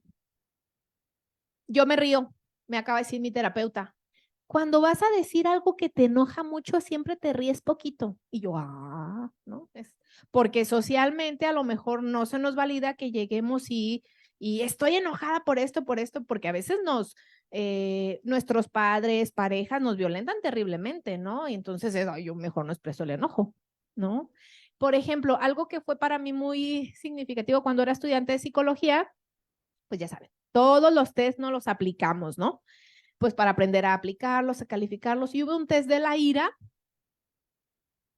y pues ira interna, ira externa, ¿no? Y pues ira externa salió normal, o sea, yo no ando por la vida agrediendo personas, pero en la ira interna, al momento de que lo califico, no sé, si el puntaje máximo eran 100, yo tenía como una cosa así de 110, ¿no? Entonces, fue bastante significativo para mí porque, claro, sí me enojo mucho, pero en aquellos entonces, pues me reprimía, no lo expresaba, ¿no? Porque no me enseñaron en mi casa, muchas cosas, ¿no? Entonces, pues también la reflexión para cada una de ustedes y cada uno de ustedes es justamente qué emociones sí valido, cuáles no, cuáles me pican, cuáles me generan incomodidad, ¿no? Porque como les digo, la tristeza a veces es, ay, no, yo la veo en otro y no me gusta ver a alguien triste, ¿no? Y porque yo no sé conectar con esa emoción, ¿no? Entonces, bueno, ¿vamos bien hasta aquí? Sí, ¿verdad? Bueno, otra. Y esto llevaba a, bueno, pues cuando ir a terapia, el manejo de emociones es básico. Si alguien me llega con depresión, yo voy a trabajar emociones. Si alguien me llega con ansiedad, voy a trabajar emociones. Suicidio, emociones. O sea, intento suicida, pues, o se corta, emociones. Alcoholismo, emociones. Un trastorno de la conducta alimenticia, emociones.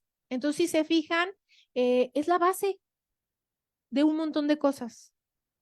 Tener educación emocional es un factor protector para muchos trastornos, ¿no?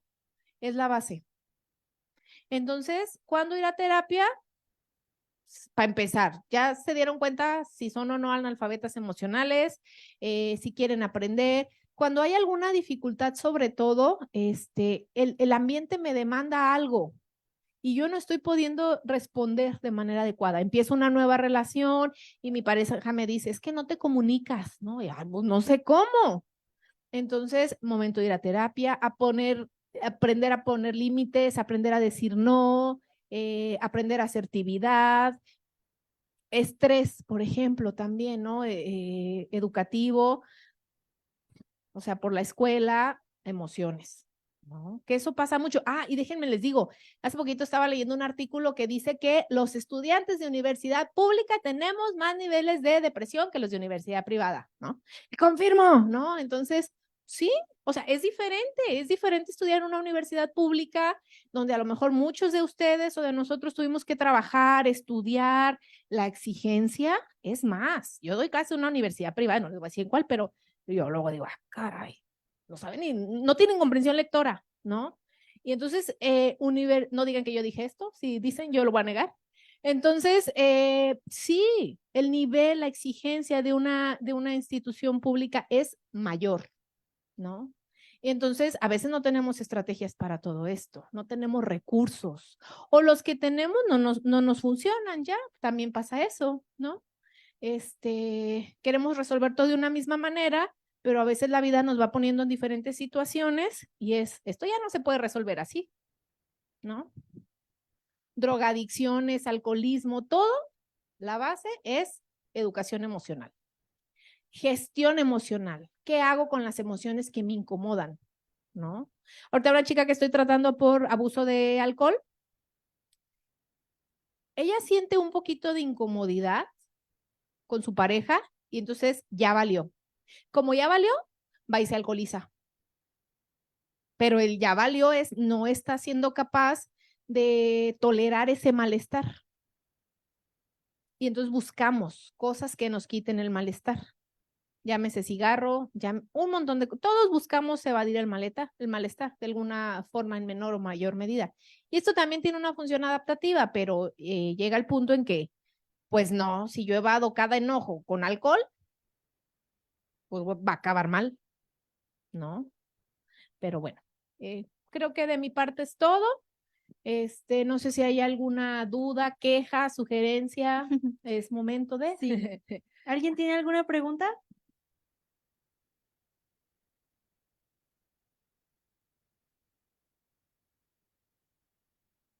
Hola, pues primero que nada, muchas gracias por la conferencia, la verdad estuvo muy interesante y le quería preguntar, por ejemplo, en mi caso, Yo las emociones así como siento que las expreso demasiado como, bueno, un enojo no por cualquier cosita no puede ser solamente un enojo, como que exploto muy fácil y eso con todas las emociones y pues me ha traído a veces así como de problemas porque no sé manejar el estrés y todo y he ido a terapia, pero siento que no. Así como no sé si tenga alguna recomendación de qué podría hacer en esos momentos como para que no escale así como a veces que por cualquier estrés. Me ha pasado que me he desmayado del estrés por cualquier cosa y pues alguna recomendación que pudiera dar o algo. Hay estrategias que así se llaman de tolerancia al malestar, porque hay personas que sentimos con mucha intensidad y esto se eleva exponencialmente y a veces tardamos mucho en regresar a la calma. Entonces, aquí tenemos que trabajar estrategias de tolerancia al malestar. Por ejemplo, cuando se presenta ese tipo de cosas que tú ya estás, voy a perder el control, ¿no? O en una ansiedad así terrible, métanse a bañar con agua fría. Agua fría. Otra vez, en términos de supervivencia, o sea, el cerebro está, sí, estamos preocupados por la situación que pasó, pero lo metes con agua fría, te resetea, ¿no? Caray, ¿qué está pasando? ¿No? ¿Por qué estamos con agua fría? Entonces, cambia el foco de atención, ¿no? Para eso, el mindfulness funciona muchísimo. No habrá a lo mejor una estrategia que yo te pueda decir ahorita que te sirva en todas las situaciones, pero sí hay acompañamientos o procesos terapéuticos donde te enseñan muchas estrategias de tolerancia al malestar, ¿no? Tolera el malestar, no te va a hacer nada, ¿no? Técnicas de respiración, por ejemplo, hay algunas en YouTube, puedes encontrar, hay una que se llama relajación progresiva de Jacobson y te va llevando de la mano a que presiones varios grupos musculares, los contraigas y luego los sueltes, los contraigas y luego los sueltes. Entonces, si tú empiezas a detectar como las primeras señales de alerta, porque eso es importante, o sea, no te esperes a que llegue a 10, estoy en 3, ¿no? Estoy es peligroso. Una técnica de relajación, ponte algo en YouTube, la respiración, y la respiración tiene una explicación científica, es una forma de relajar el cuerpo a través del sistema parasimpático, que eso lo maneja el sistema nervioso autónomo, no tenemos control de él. Entonces, a través de técnicas de respiración también se puede, ¿no? Pero a lo mejor lo ideal es un acompañamiento, que te enseñen a hacerlo en sesión. Con estos dispositivos es maravilloso, porque yo les digo a los consultantes, chécate tus signos vitales, ¿no? Y luego hacemos una técnica de relajación y volvemos a medir al final, porque mucha gente dice, ay, no, eso no funciona. No, meditar no me funciona, a mí no. Y entonces, evidencia. A ver, ¿cuántos latidos tenías y cuántos tienes ahorita? Ay, sí bajó. Ah, entonces sí funciona, ¿no? Entonces podrías hacer esto, empezar con mindfulness, a meditar. Pues eso. Muchas gracias. Por nada. Allá. ¿Alguna otra pregunta? Allá, al fondo. Bueno, aquí y ahorita ya vamos contigo. Voy aquí y enseguida voy contigo. Sí, buenas tardes, muchas gracias Buenas. pues sí, pues por enseñarnos las emociones. No, es que sí tengo varias dudas porque luego me dicen, no, es que como yo tenía como una duda pues con la carrera, ¿verdad? Porque pues acabé de entrar y pues yo quería como que entré aquí porque pues no quedé en la que yo quería, ¿verdad? No escuché. Pero haga de cuenta que yo nunca supe en sí qué es lo que yo quería hacer. Y muchos me dicen, no, es que trabaja tu autoestima, que sabe qué. Pero yo le digo, pues, ¿cómo la trabajo? ¿Cómo se hace? ¿O qué es lo que tengo que hacer? Y no, pues, nadie me sabe contestar. Y también me dicen, no, es que todo lo que tienes es un problema de actitud y que sabe qué. ¿Y cómo resuelvo ese problema de actitud? Pues cambiando de actitud. Y, chingada madre, pues, te estoy diciendo ¿Cómo? que cómo. Y me dicen, pues, ¿sabe Sí. qué? Hay una terapia, perdón. Conteste. Sí. Sí, difícilmente ahorita yo te voy a dar una respuesta que te deje satisfecho.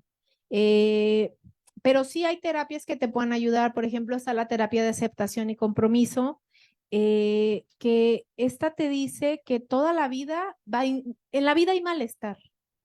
Y tomes la decisión que tomes, va a haber malestar, ¿no? También es una manera como de ver las cosas no sé, a mí me gusta quitarle el peso moral a las decisiones, no decir tomé una buena o mala decisión, tomé una decisión, va a haber consecuencias. Decidiste esta carrera, va a haber estas consecuencias, vas a trabajar en tales lados, te gusta o no te gusta, ¿no? O sea, esto se puede hacer con un análisis de toma de decisiones, pros, contra, evaluar el malestar en cada una de las decisiones y a veces vamos a tener que tomar decisiones y pues en el camino veremos, ¿no? También es como, porque otra decisión es no estudiar hasta que te llegue la iluminación y digas yo quiero hacer esto, pero a lo mejor eso no llega. Y entonces hay algo que se llama vida enfocada en valores versus vida enfocada en metas. Cuando nosotros ponemos todo en una meta, y si esa meta no se cumple, vamos a sufrir. Pero si tú rescatas algo significativo en el proceso de decir, es que para mí estudiar es interesante, a mí me apasiona mucho estudiar, es significativo, le doy sentido a mi vida, disfrutas el camino y no la meta. Entonces eso se trabaja en terapia, ¿no? Y bueno, no te puedo dar una receta mágica ahorita porque pues, no nos alcanza el tiempo. Ay, Pero a grandes rasgos. También tengo otra duda. No sé si usted sepa, pues es que ya sé, todos los trabajos tienen que eso, todos los trabajos valen y pues obviamente un psicólogo va a cobrar lo que él considere que vale su trabajo. Pero pues como que en un caso en que pues digo, pues ahora sí que como voy a terapia, no hay como pues, instituciones o algo como que faciliten eso, como una accesibilidad. Sí, sí las hay. ¿Dónde? Está Cooks, que es el de Ciencias de la Salud. Ahí hay también practicantes con asesoría de maestros a bajo costo. Sí lo hay. Desafortunadamente, la salud mental pareciera es un privilegio, ¿no? El que la pueda pagar. Incluso en el en Salme también es cuando alguien no tiene recursos, no tiene un IMSS, estar en crisis, yo lo mando a Salme, ¿no? Hay psiquiatra, hay psicólogos. Claro, no va a ser cada semana, son citas más espaciadas, pero sí lo hay, ¿no? Las clínicas de salud mental del CUCS, sí hay información. Sí hay dónde, ¿no? Por ahí luego igual puedo conseguir el dato y se los paso y que se los hagan llegar, ¿no? No, pues está bien, muchas gracias. Por nada. Por allá.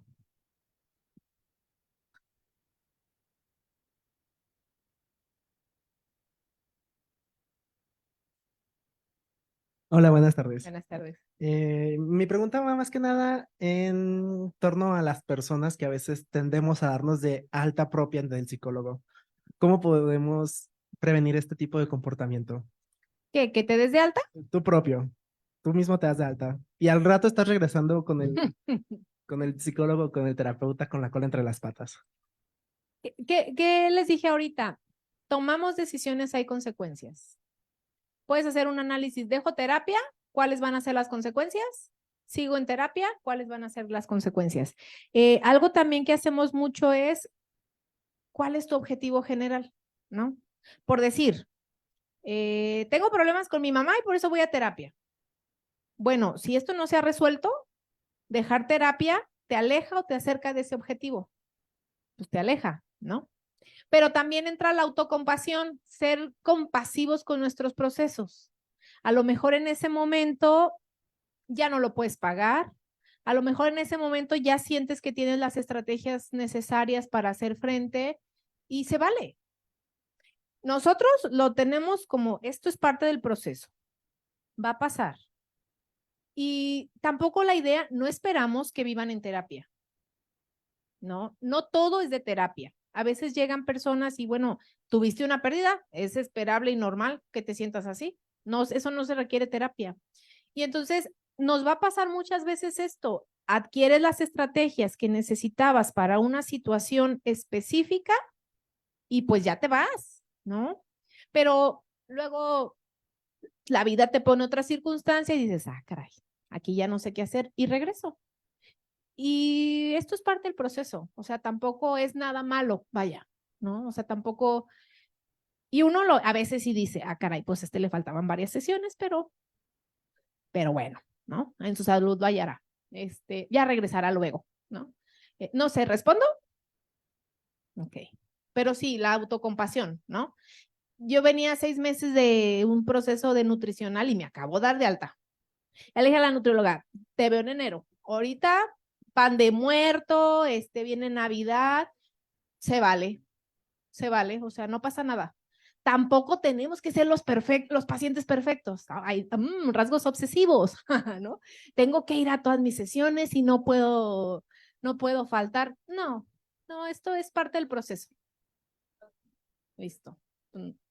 Hola, buenas tardes. Buenas. Disculpe, ¿cómo puedo volver a conectar con mis emociones? Es que tengo este problema de que las cosas que antes me hacían feliz o las cosas que antes me hacían sentir tristeza ya no tienen influencia en mí y me preocupa estar en este estado de ecuanimidad donde no me siento ni feliz ni triste. Sí, aplanamiento emocional podría ser un síntoma de depresión, por ejemplo, ¿no?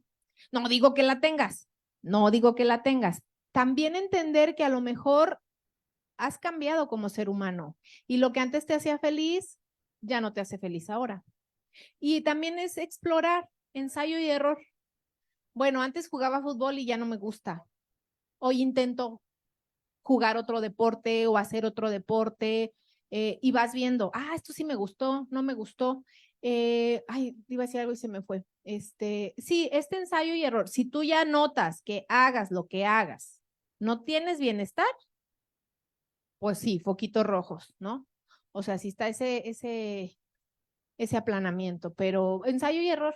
Ve explorando actividades nuevas, que te gusta. El ejercicio es fundamental.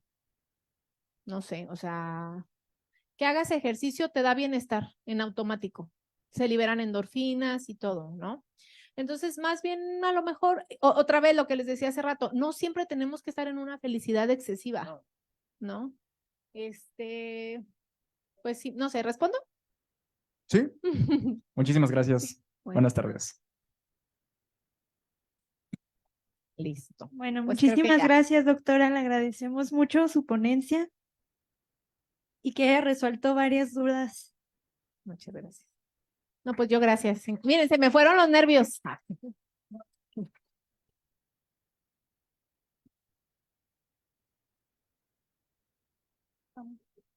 Le hacemos entrega de una constancia, haciendo honor a su participación en nuestro evento. Muchísimas gracias. Y pues esperamos haya sido también de su agrado, que se haya sentido bienvenida. Y en cualquier otra ocasión, tiene también contacto si alguno de ustedes, de nuestros compañeros, quisiera contactarla. Creo que tomar aquí puse terapia. la tarjetita, espérenme. Sí, bueno, se ve bien chiquito. Mi teléfono es 3314-257591. Pues ahí está también. No sabes, mi correo es paulinaalebg@gmail.com. Y pues bueno, cualquier cosa. Yo feliz. Esto me da mucho bienestar, ¿no? Hay estrategias para cultivar emociones positivas, por ejemplo, que bueno, si me invitan, yo con gusto sigo viniendo. A mí esto me hace feliz, ¿no? Entonces a veces tenemos que encontrar qué cosas nos dan felicidad, ¿no? Muchas gracias. No, muchas gracias a usted. Hasta luego.